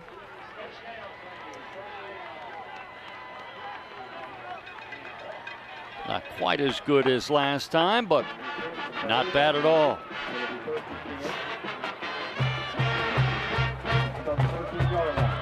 We're down to 5:35 to play in the third, all tied up 7-7. On a nice chilly evening. It's football season, definitely. Yeah, it's pretty cold, but thankfully it's not as bad as it could be. They throw the quick pass out. Man, I don't know how that one got through. There was a lot of folks in between quarterback and receiver, but somehow Crowder got it to his man, and they picked up 7 yards. Almost thrown to that like the outside shoulder for him to turn around and make the play on the catch. Good catch.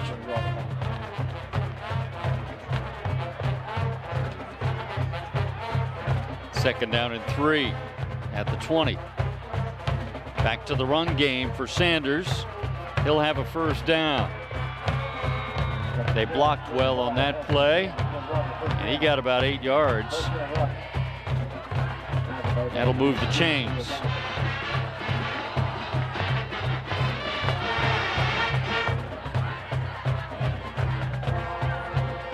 Right over here near the band, I can feel the drum and the beat coming through. That's right. I know you can hear it at home. They stick with a run. That's a different back this time. It's been Sanders every other time. That was somebody different, and he didn't get but 1 yard. Like Chandler for was it number 2? Number 2, I believe, yeah.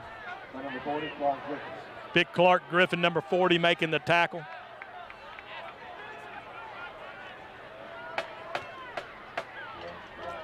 Second down and 9.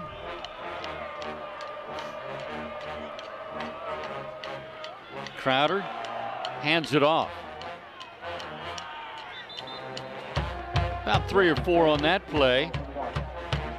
That was Sanders that time.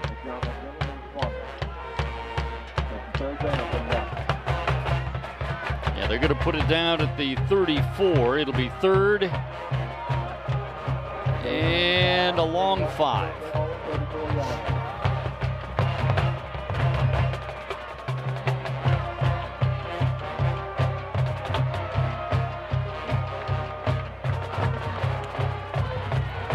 Spartans bringing the blitz. Boy, oh boy.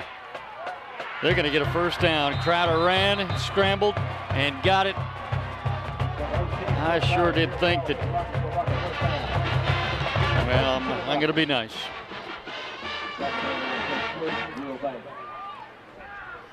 I'm surprised our fans didn't scream at that one. Looked like we had a guy get tackled, and offensive linemen aren't supposed to be allowed to get credited for tackles.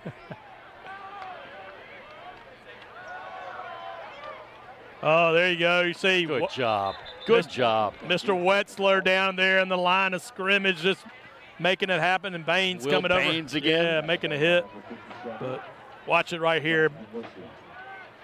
Wetzler will fight through, break down, make the tackle, that's nice. and then Baines just gets a good hit in.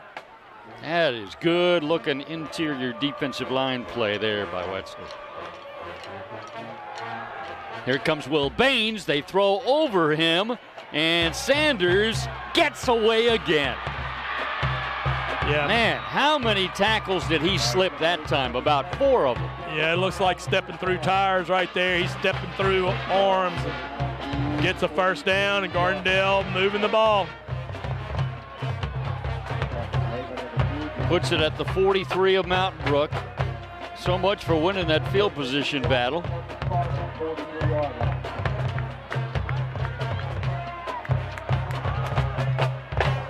Again, Travius Sanders is just a sophomore. How good is he going to be by his senior year?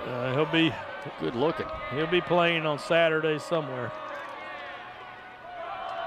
And that time, Spartans gang tackle him, and he'll lose yardage. Will Yarbrough. Will Baines, Will Yarbrough. Yeah, Captain Yarbrough there, making the hit. Look at the Spartans right here. Good play, good pressure. Baines coming up through there. Will Yarbrough coming from the edge. 2nd and 14.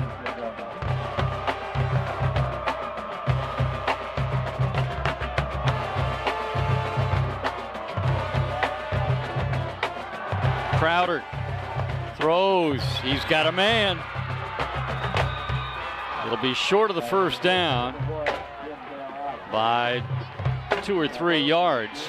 Late team making the tackle. I say John McMillan, number 44, applying the pressure that time.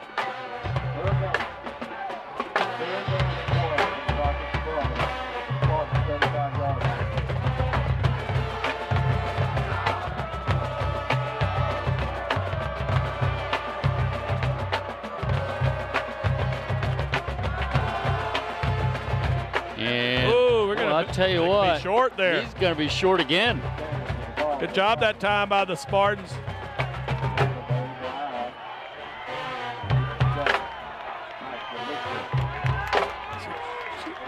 So it looks like, look at this replay right here, and just, it almost looks like that's Wetzler right there. Wetzler, yeah, I couldn't sure see is. it was.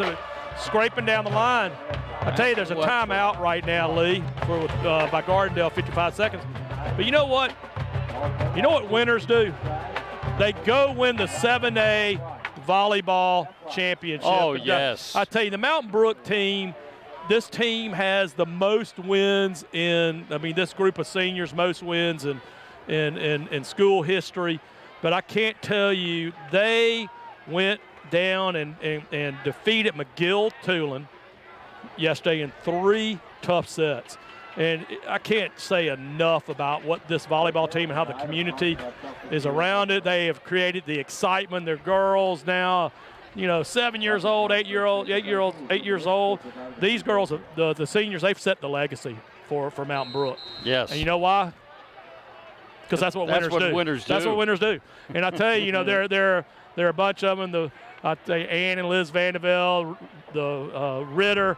There are a couple of girls that I know that, friends of St. Luke's. I always say I get to say a piece for St. Luke's Episcopal Church too, because those are good young ladies that attend the church there.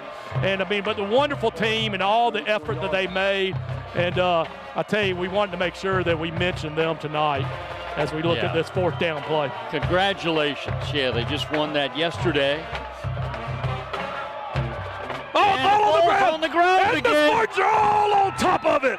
Well, it's going to be Mountain Brook ball regardless because it was 4th down. But Will Baines jumped on it for the Spartans, and let's go the other way. All right. That's the 3rd turnover forced by the Spartan defense tonight. That ball just came flying out of there. I don't know what happened. And took that shot away just before I could make out the number of who recovered it. Will Baines recovered it. Oh, was Will? Yeah, okay. Will Baines right there on top of it to get it going the other way. So great play by the Spartans.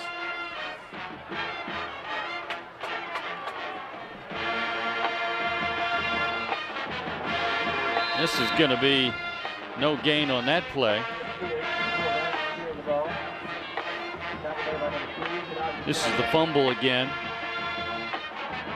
So the I don't know how that ball came flying. Yeah, it just sort of slipped out of the hands. And I tell you, the good luck moment was talking about the 7A volleyball girls. And I tell you, somebody else that helped train these girls, and Peggy Keebler, who's an assistant.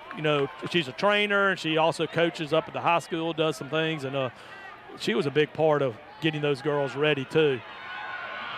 And Strother Gibbs will work hard for just a couple of yards. It'll be 3rd and about 6. Yeah, they swept 3 straight games in the championship round, and that's extremely rare. It's the best out of 5. And I hope everybody heard the one name I said. Our partner, who's with us always in heart. And, that's right. Russell Vanderbilt. That's right. And I'm about to say. And so, you just really, Russell, I know you're proud, you and Adelaide, but man, Russell, we know you're right here with us every game. That's right. We've completed 3 of 4 with our score. Still, Mountain Brook 7, Gardendale 7 on the Mountain Brook Sports Network. Russell. If you were coaching these kids, what would you coach? Physical training and endurance, position skills and mental discipline, or overarching teamwork? To succeed, they'll need it all, and one thing more, especially when they're 4 scores down and have to dig down deep to bring forth their best game. It's called playing with heart, for that's what true champions always leave on the field. Medical Properties Trust, at the very heart of healthcare. 2/3 of drivers who died in car crashes chose to ignore this warning. Seatbelts save lives. Drive safe, Alabama. A message from your Alabama Department of Transportation. And we're back to start the 4th quarter.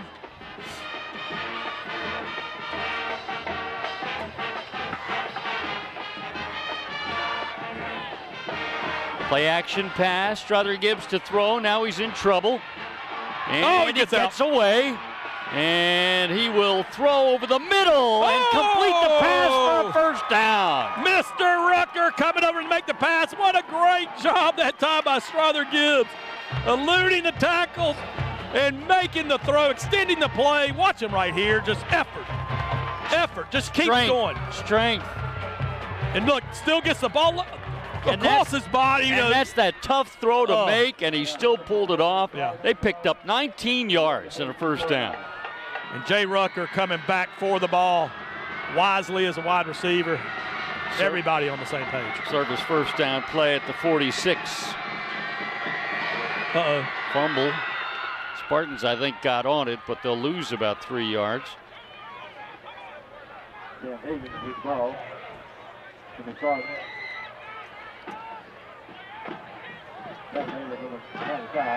11-10 here in the 4th quarter, 7-7.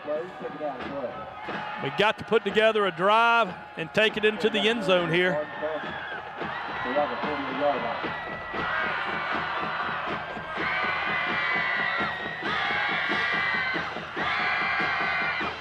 Play action pass, Gibbs to throw. That pass is right. And a little pushing going on. No flag comes in on either side. Incomplete. There was some hand play going on, but the officials let him play. And some hand jiving. Here it is. He throws it, and pair of aces there. A couple of number ones. Battling.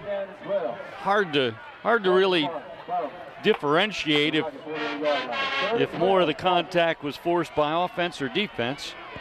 Yeah, I think it was a good no call. You got both guys in the play. Oh, there goes Sam. Back to the run up the middle. Boy, and initially a bit of a hole for Sam, but then the Rockets closed it up. And it'll be 4th and 9.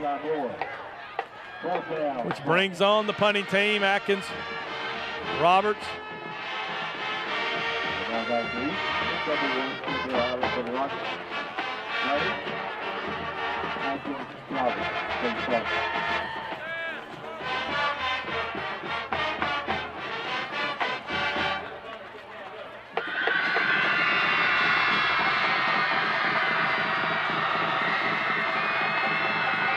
A low snap, dug out nicely by Atkins Roberts. Gets away a punt. The roll will get it inside the 15 to the 13. Well done again by Atkins Roberts.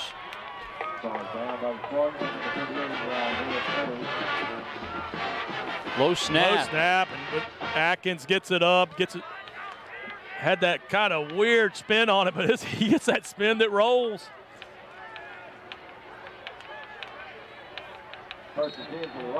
All right, 1st and 10 Rockets at their 13-yard line.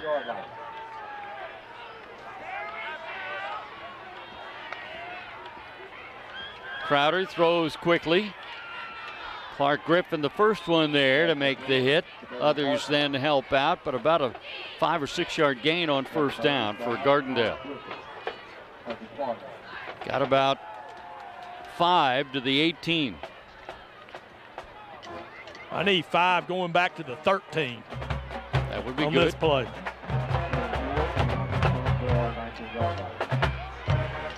Oh, we got movement. There we go. That'll put them back 5 to there we go. 13. That's what I like. All right, this time, let's just start calling what we want, and it'll happen. Earlier, you said you didn't want number 7 to get through those tackles. All right, so good job. That takes it back to 2nd and about 10 here. Yeah, I guess I need to ask for that again because it worked. We started getting him with the first tackler several times, and then the last couple times he's gone back to escaping. They're setting up the screen.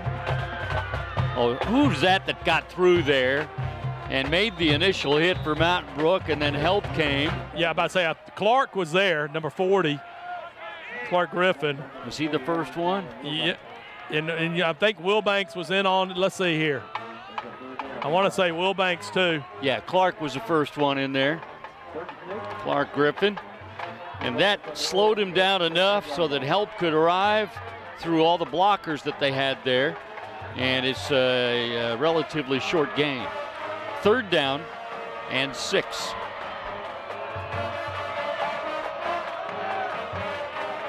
Crowder to throw.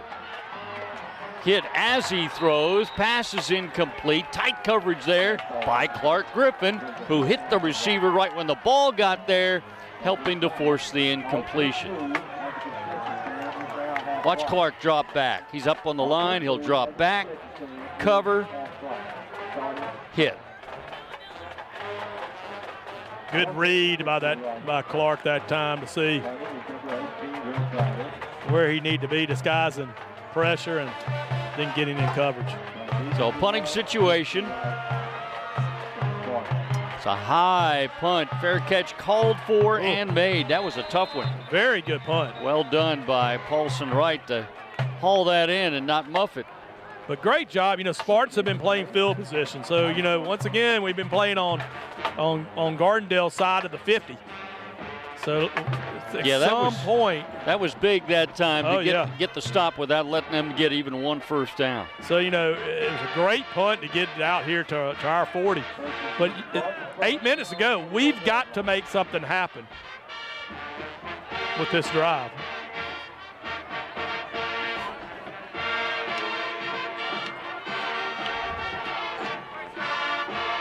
Roll and throw. It's complete to Crawford Golden. Crawford's got about 13 yards and a Mountain Brook 1st down. First time we've seen a ball thrown to Crawford tonight. And you see Crawford get up and mark 1st down. Service 1st down. Comes out, looks like he's going to block, and boom, out in the coverage.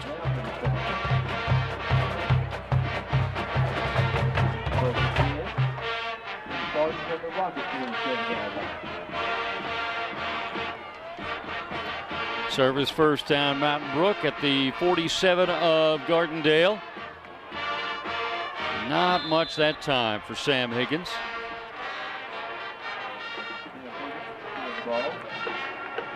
They'll give him 2 yards to the 45. We are in the fourth quarter. There's just 7:25 left. Clock moving. This has been a lightning quick game because it's been mostly running plays, particularly when Mountain Brook has had it. Inbounds. And we just keep that clock moving.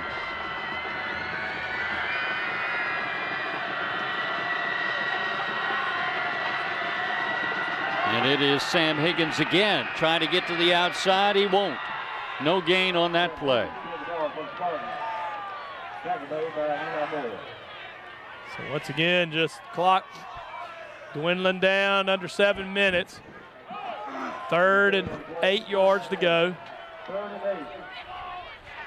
See Sam frustrated with himself there. He was trying hard to get around that rocket, could not quite do it. Well, I'll tell you what, at least he's brave enough to run around a rocket. I'm a little scared to do that. Second down. Fuel and fire, those things kick out. At 8.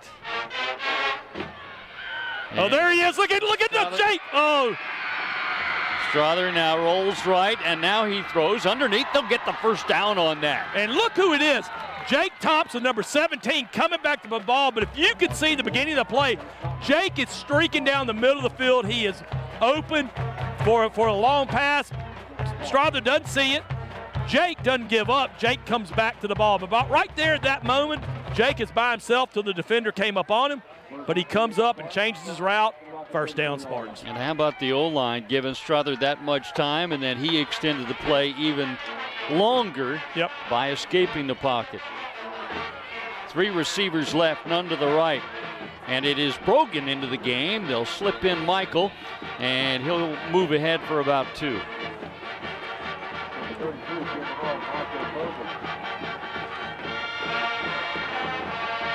Did not get a good mark on that. His knee must have hit early. He only got a yard. Been no scoring in the second half. So you see that clock dwindling under 5:17, 5:16, moving. 2nd and 9.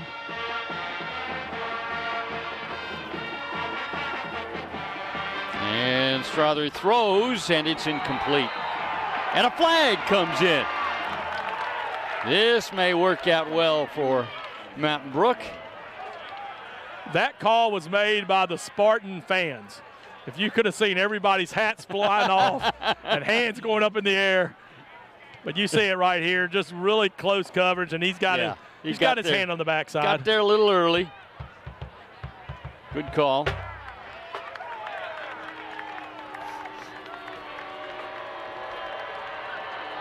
This has not been an officiating crew that has thrown a lot of flags tonight. Which has helped the clock move. Yes.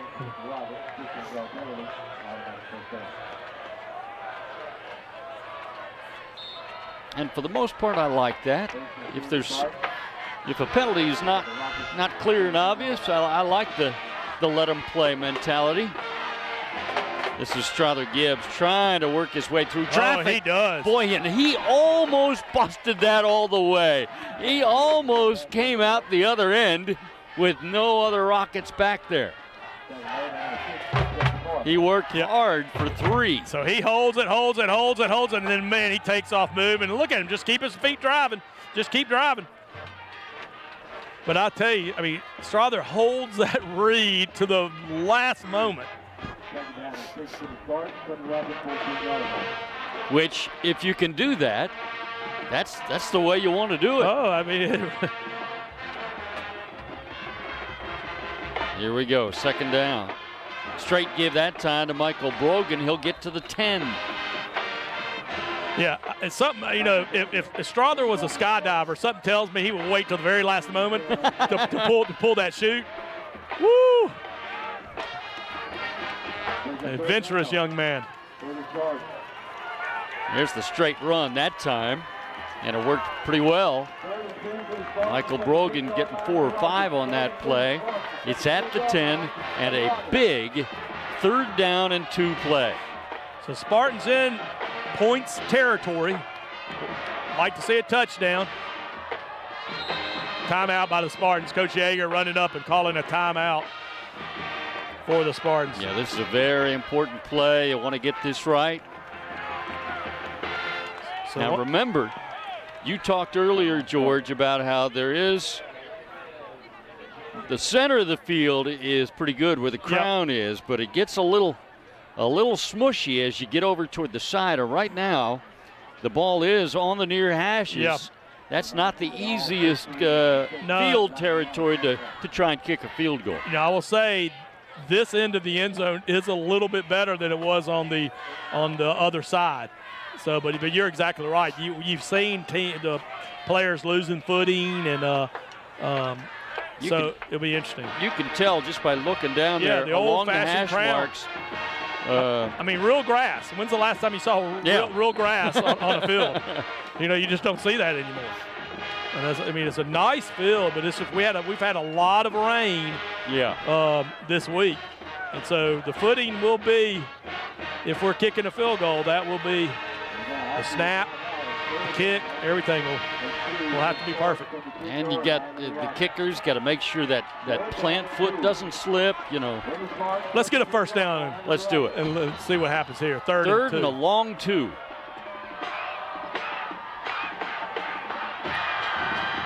Tight formation. Strother Gibbs will run. He'll get the first down. And he might get more. He's to the 5-yard line. What I like about that first down, of course, Strother Gibbs is taking and following his blockers, getting a first down. But what I like about that is let's take some more time off this clock and keep that clock moving. The clock, for some reason, is not moving. No reading involved there. Straight run to our big, strong quarterback, Strother Gibbs. And he goes for 5 and a first. So timeout by Gardendale now. Yeah, they're trying to conserve themselves some time in case Mountain Brook does score. Well, once again, what do you want to talk about, George? Hey, I tell you, I want to talk about them all. We could not do this program once again. We mentioned it over and over, and I tell you, I hope if you see any one of these companies that you'll just go up and tell them how much you appreciate them, how much you appreciate the broadcast.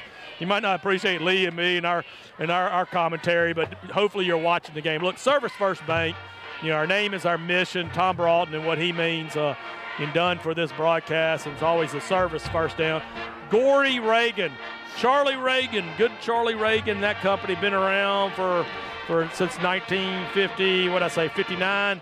And I tell you, it's amazing the friendship we have there. Good friends of our program, Southern Sky Aviation. Hopefully somebody will go call them up and fly down to Jacksonville tomorrow. But we really do appreciate them. The Mount Brook City School Foundation, a board that I serve on, really do appreciate what they do for our program. Give 180, get out there, do it annually. Thomas E. Jernigan Foundation, the Jernigans, what they do for our community, and they're always there ready to help serve. And as I always like to say, we appreciate Medical Properties Trust and Andrews Sports Medicine, Ed Aldag, and Dr. Lyle Kane. Get Tua ready. We need him for LSU. Here we go. First and goal from the 5. Strother, he's to the 3, and the Rockets stop him there. Just to add on to those sponsors like I usually do, because I think it's very, very important. We appreciate the support of our sponsors, and we ask you to support them.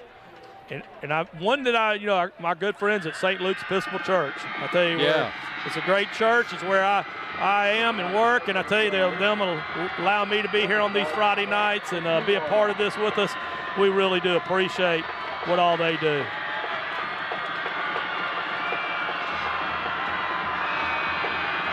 Second down and goal from the 3. And Strother Gibbs, boy, he is trying hard.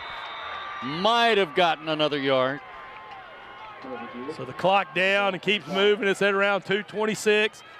It's going to be third down and goal to go here. And again, you would prefer to get a touchdown, obviously, as you see Strother fighting. And you see the big backs coming in. The jumbo package. The jumbo package. We got Mr. Wexler coming in, and it looks like Mr. Smith. It is 3rd and goal from the 2. But actually, we see him up on the line. Good blocking right there. Oh! It looked like we had gotten that cave down block in the middle, just missed one. Yep. And that's the way it works. And then Strother got hit pretty hard.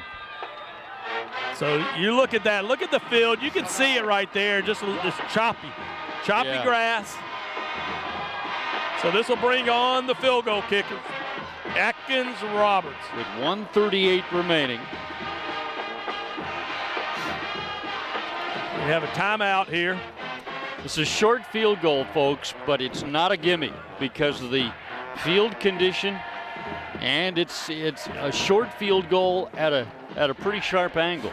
Yeah, absolutely. You know, once again, you know, it all starts. It'll start right there in the middle with the snap. You'll see number 57, Wexler. There's nobody I'd want more so than Wexler delivering that snap. Now, look, Paulson Wright is out there, will be the holder. You know, we've seen Logan out there many times, and then we have Atkins. It'll be a 20-yard field goal attempt by Atkins Roberts to put Mountain Brook ahead with 1:42 left in the ball game. Oh, we got offsides on the Rockets. Well, that'll make it.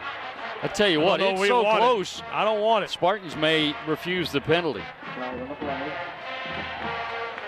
They may refuse it. Declining, that's what Coach Yeager is telling them. Yeah, and again, we saw this, what was it, last week? The week before.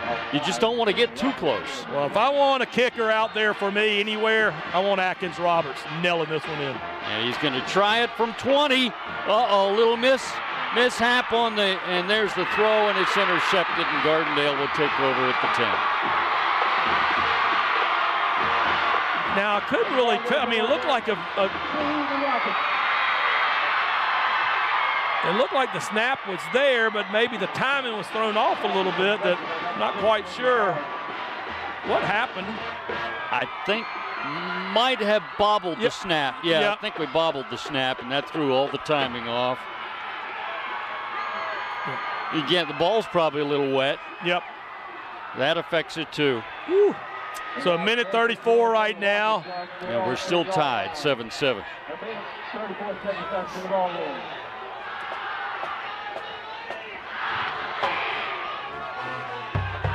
Here is Crowder, and he gets away and throws. He was out of bounds, I believe. Maybe. They're pleading for a reception, but it was incomplete. No, out of bounds. So this is exciting. Last game of the year, 1:26 here. So if they're throwing the ball, it's going to stop the clock. That's going to act like timeouts for us. You know, it's one of those things, if I was Gardendale, I might be playing for the overtime and not throwing it. So this could play in our favor. Yeah. So it brings up 2nd and 10.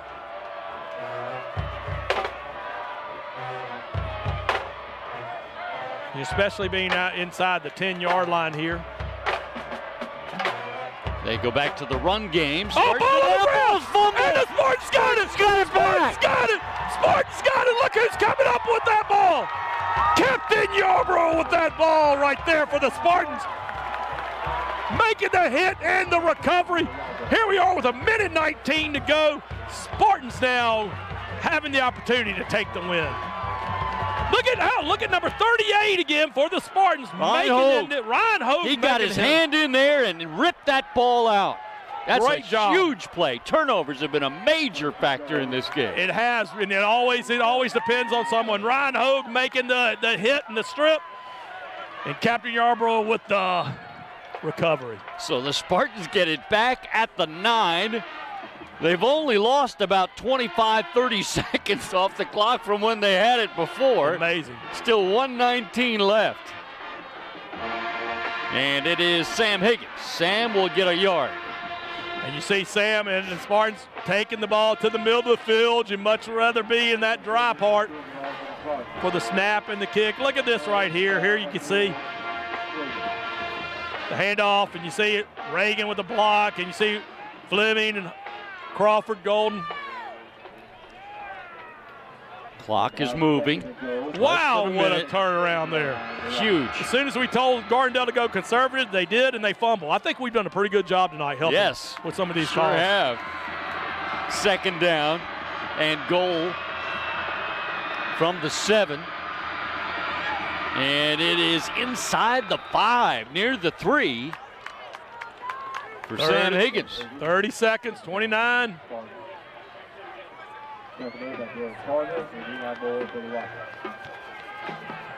Spartans letting the clock go down. Sam almost got away here. Right there. Guy just hung on to his shirt.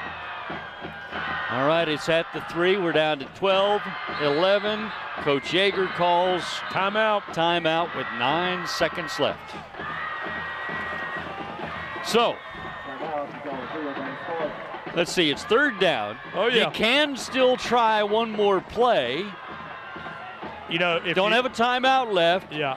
But if you run a quick play and incomplete pass, something that stops the clock. Yeah. So how many times do we have time? Or, yeah. No, I don't think we have a timeout. That's what I was about to say. If you don't have timeouts, you just kick it here. Yeah. I mean, because if you don't have timeouts, you really can't do anything but kick the ball.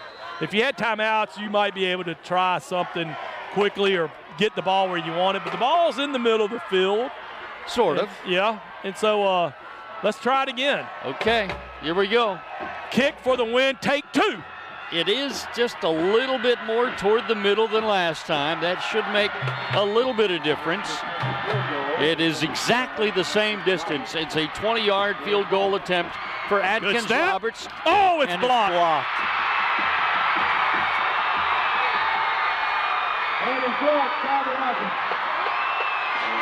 So a little bit of penetration, but the kick was a little bit low. But a lot of times that's that footing out there. Watch the snap. Snap comes back. Good snap. Ball gets down. And just pressure from the edge. Yeah. I mean, the ball never even had a chance. They got in there.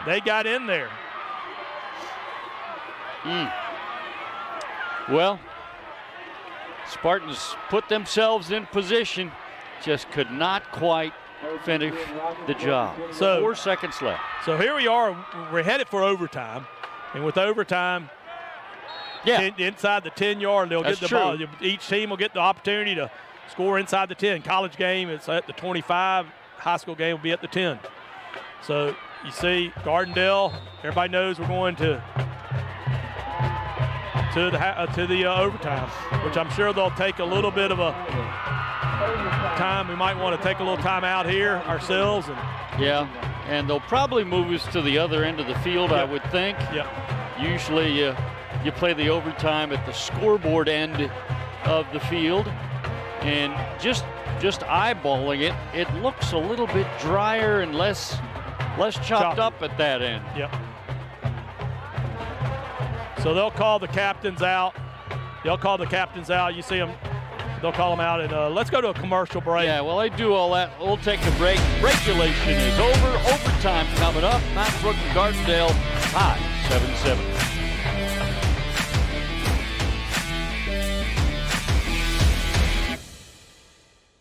My name is Lyle Kane. I'm an orthopedic surgeon specializing in sports medicine, and I work with the Andrews Sports Medicine Orthopedic Center. It's a really unique situation to be able to take care of Mountain Brook High School, where I played sports.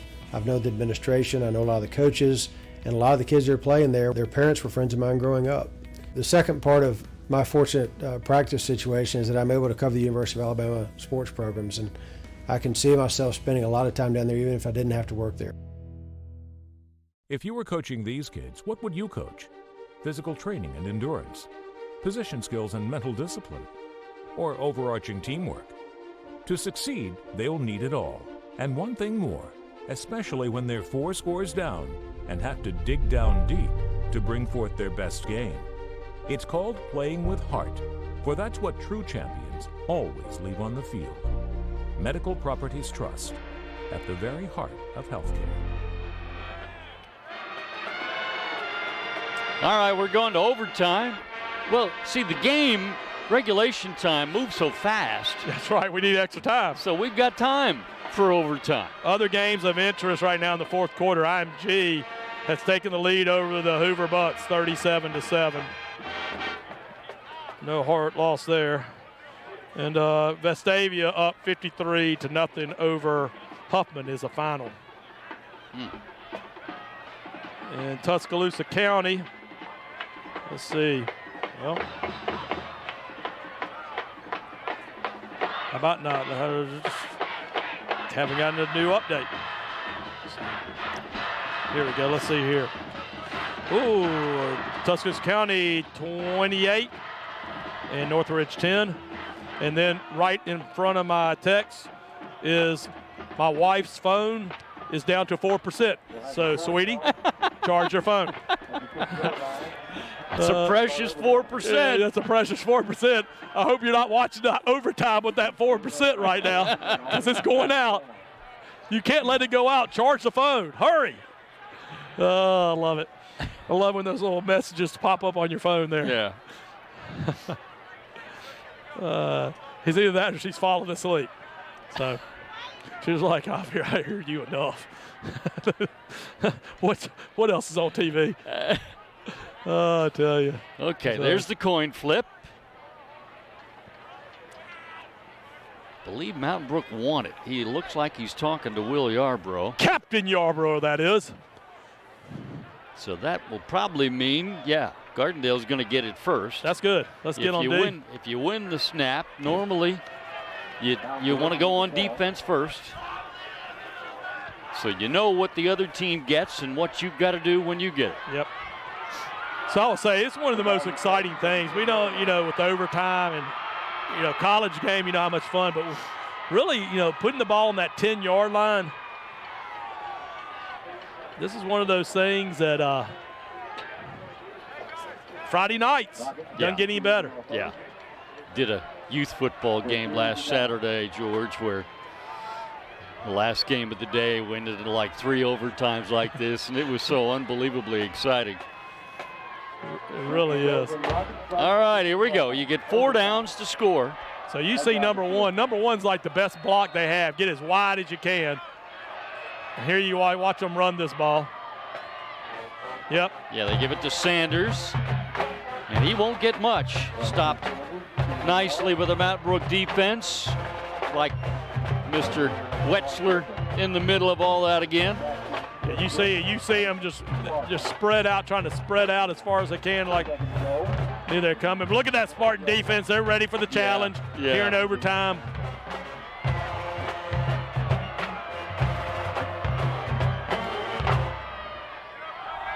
Second down play. Another run. Another short gain.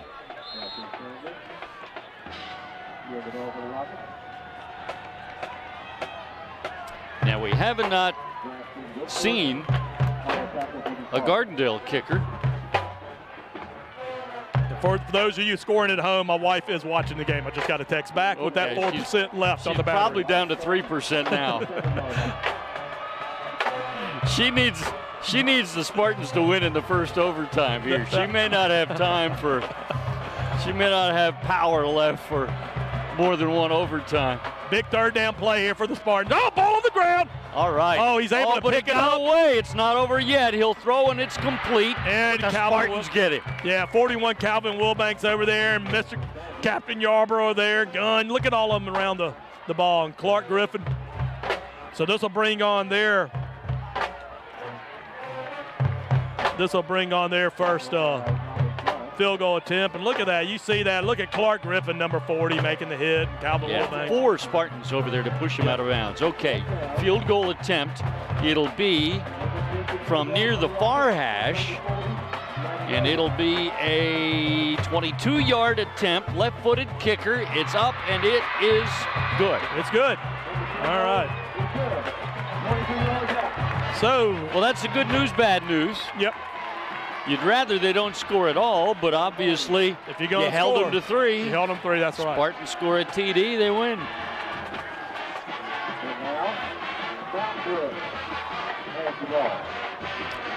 22-yard field goal. So you see Coach Yeager right now giving his offense instruction. Spartans are drawing up the play that's going to take them in the end zone. Get us on the way to the second part of the year, and that's the playoffs. believe that was Will Baker that kicked it for him. Spartan fans on their feet. Gardendale fans on their feet. Spartans set up for the first play of overtime. And it is handoff Sam Higgins right up the middle. Inside the 5 to the 4. Man, was he fighting. Good first down play. Spartans getting a good surge from that offensive line. You look at them right here, Will Grant and Fleming and Bo Hubbard and Reagan. And you see Jack Smith in there. Shalacy. That's a nice pickup on first down. 6 yards to the 4. 2nd and goal. Spartans are determined to get in the end zone. Strother Gibbs keeps. And there he Strother goes. Gibbs is down. Looks like the 1. Strother Gibbs pushing it down to the 1 yard line. So here we are. 3rd and right there on the 1. Look at the surge from the offensive line again. Just watch them. Pow. Getting a good hit. Crawford Golden. Andrew Fleming, good job. All right, got 2 chances to score from the 1.5. Spartans lined up, determined. Getting in the end zone. 3rd and goal from the 1. Gibbs trying, still pushing, and they're going to push him back. Ball comes out, but the play was over. Yeah, great job that time by Gardendale, just closing it up, and here you go. You are now faced with a call. We've seen Coach Jaeger do this before. Oh boy. Better him than me. Timeout called by the Spartans. So we've seen 2 of our field goal attempts that haven't been just right, you know, and so Coach Jaeger sitting here going to have to answer that question of what are we going to do? We're going to go for it, or you see where it's lined up on that hash too. Yeah. Almost the same spot on the field. It's the other end of the field, but same area. You know what I would do, Lee? What would you do, George? I do exactly what Coach Jaeger's going to call. Yeah, I agree. Whatever that is. Yeah. He's the one with the call to make it and get us going. What was it, the Spain Park game 2 years ago? That we had overtime. Where we went a couple of overtimes, and then like the 3rd overtime, went for it and scored the winning touchdown. I'll say yes to that. I can't remember what I did yesterday. 2 years ago, 3 years ago, whatever. Not sure. Back there in we go. 1942. Was a little bit of a loss on that play, so it's about at the 1.5, and the Spartans are going to go for it. And you see Gardendale now calling timeout, and you see Gardendale just packing it in. So now you get another chance to make a call. Oh, I'm going to do you stick with the same thing, or do you switch? You know, what's funny is, you know, Gardendale comes out, and they want to see what we're lining up in, and we see what they're lining up in. Now it's a chess game. Everybody goes back and sort of tries to figure it out. You know, so with the Spartans, you know, are you going to stick to the run, or are you going to slip somebody out into the flat and get us a toss? Maybe a tight end, Crawford Golden. Yep. And so you see, look, we got They're bringing Wetzler back in. Heck, I'll tell you right now, I'd throw a tackle eligible to Wetzler. But I tell you, you know, it's one of those things. It's a chess game. You know, earlier when they brought the big backs in, we had great surge. It was just that one little block that we missed with that play. So, all right, here we go. Let's part the seas and get it in the end zone. You either win it or you don't on this play. Toughest 1 yard to get that there is. 4th and goal from the 1 in overtime to win the ball game. And it'll be Strother Gibbs, and he is touchdown! in! Mountain Brook scores! Touchdown! And the Spartans win it. Oh, I tell you, strong Strother Gibbs. He gets hit, and it's look at the heart, soul, and power of Strother Gibbs just taking on into the end zone. Look at him get hit, and he's not going to give up getting that ball over that goal line and taking us on into 2019 playoffs. That was all about strength. Every bit of it. That is a strong quarterback in Strother Gibbs. And the Spartans, great call by Coach Yeager. Yep. And the Spartans win a dramatic ball game once again in a season that's had several of them. This one 13-10 over Gardendale on the road. Final game of the regular season in overtime. You know, you see it right there. The leader of this team, Strother Gibbs, and, you know, somebody's coming over to interview him, and look what he's saying. The leader's over there going, no. I'm going to get in line because I'm going to tell those guys good game. You know, that's what a guy with class, a guy that's shown leadership all year long, and that's what winners do right there. He said, I'll be with you in a minute, It sir. ain't about me. Yeah. It's about the team, and it's about me going and telling these guys that we just played what a great game. And you could also see how beat up he was Oh, as yeah. he made his way over there to the handshake line. You won't find a classier, better, stronger leader than that right there. And once again, those Spartans were determined to take it in the end zone, and they did.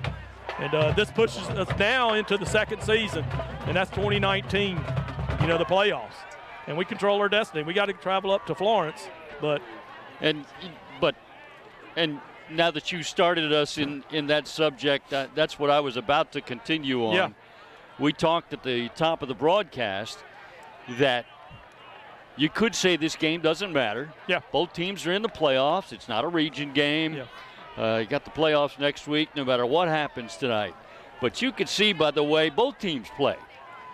This game matters. This mattered. This game matters. They were really this game matters. trying hard as they possibly could out there. And again, I'll say that about both teams. Yeah, absolutely. But this is a game that you're going in the playoffs. You don't want to take a loss into the playoffs. You want to build off this momentum. And then, the thing is, not everything went our way. Not everything's gone our way the past 3 weeks. But this is a team that is, hey, put all that behind you. Put behind you that play that traveled around the world about the Hewitt-Trussville game. Put that behind you.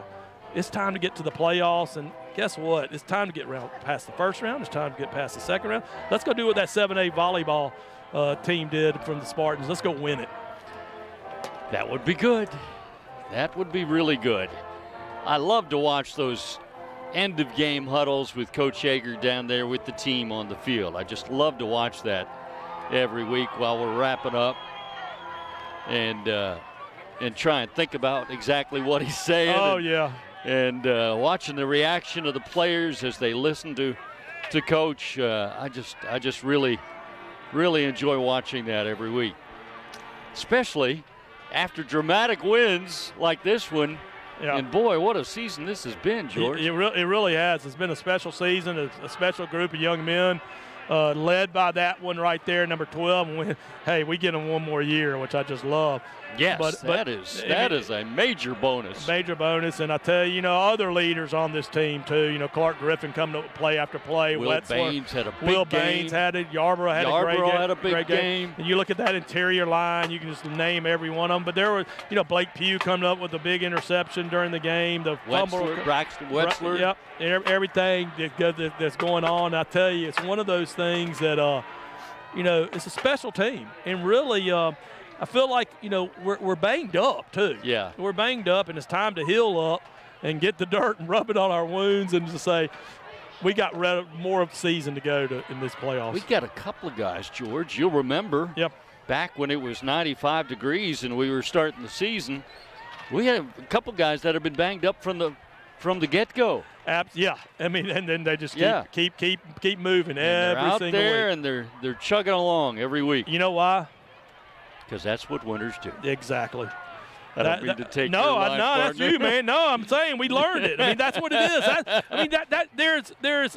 We see it on shirts, and we have fun saying and everything, but it's the darn truth. Yeah. That's what these guys are. These guys have started that legacy for years to come. I've never seen a tougher group. I've never seen a group more determined to get things done. I've never seen guys play to the level they have taken their own potential. They're reaching in. They got farther to go. Well, and this team has been winners. Yep. 8 times out of 10 this year. Yep. And we don't know what's going to happen next week, but they are definitely winners. They're definitely winners, and I tell you, no matter what happens next week. Yeah, well, we're going to go win. Okay. I know that. And but you're exactly right. I mean, these guys, we're looking at future doctors, lawyers, teachers, whatever we're seeing down here, executives in this community. They'll be back one day, volunteer coaching. Who knows? They might be doing some play-by-play. So it's a great fun team and to watch, and a great group of parents. And you and me are just humbled to be a little part of it. No question about that. No question about that. That'll wrap it up for tonight's game and for our regular season, as the Spartans finish the regular season on a winning note with a 14-7 overtime victory on the road at Gardendale against a very, very difficult Gardendale team. 13-10 because we didn't have extra point and we don't. No, that's correct. Yeah, and I didn't give them their field goal either. Well, that's fine. I had it all wrong. We don't care to give them. I didn't have anything right about that score. Yeah. I love it. Fortunately, Jonathan has put it on the screen for you, so regardless of what the idiot announcer's saying, you know what the final score is. It was actually Mountain Brook 13 and Gardendale 10. It was indeed in overtime. It was in overtime. And it was indeed on the road here at Gardendale. And it did come on a 4th down and goal play from just outside the 1, in which Coach Yeager decided to go for it instead of trying to kick the tying field goal to send it to another overtime. Spartans went for it, and an extremely strong run by Strother Gibbs got it just over the line. And the Spartans are indeed winners tonight. I tell you, Lee. Woo! We will talk to you from Florence. Let's hook up the wagon and horses next Let's Friday take it night. on up to Florence. And we hope a lot of you folks make the trip up there with us to support the Spartans.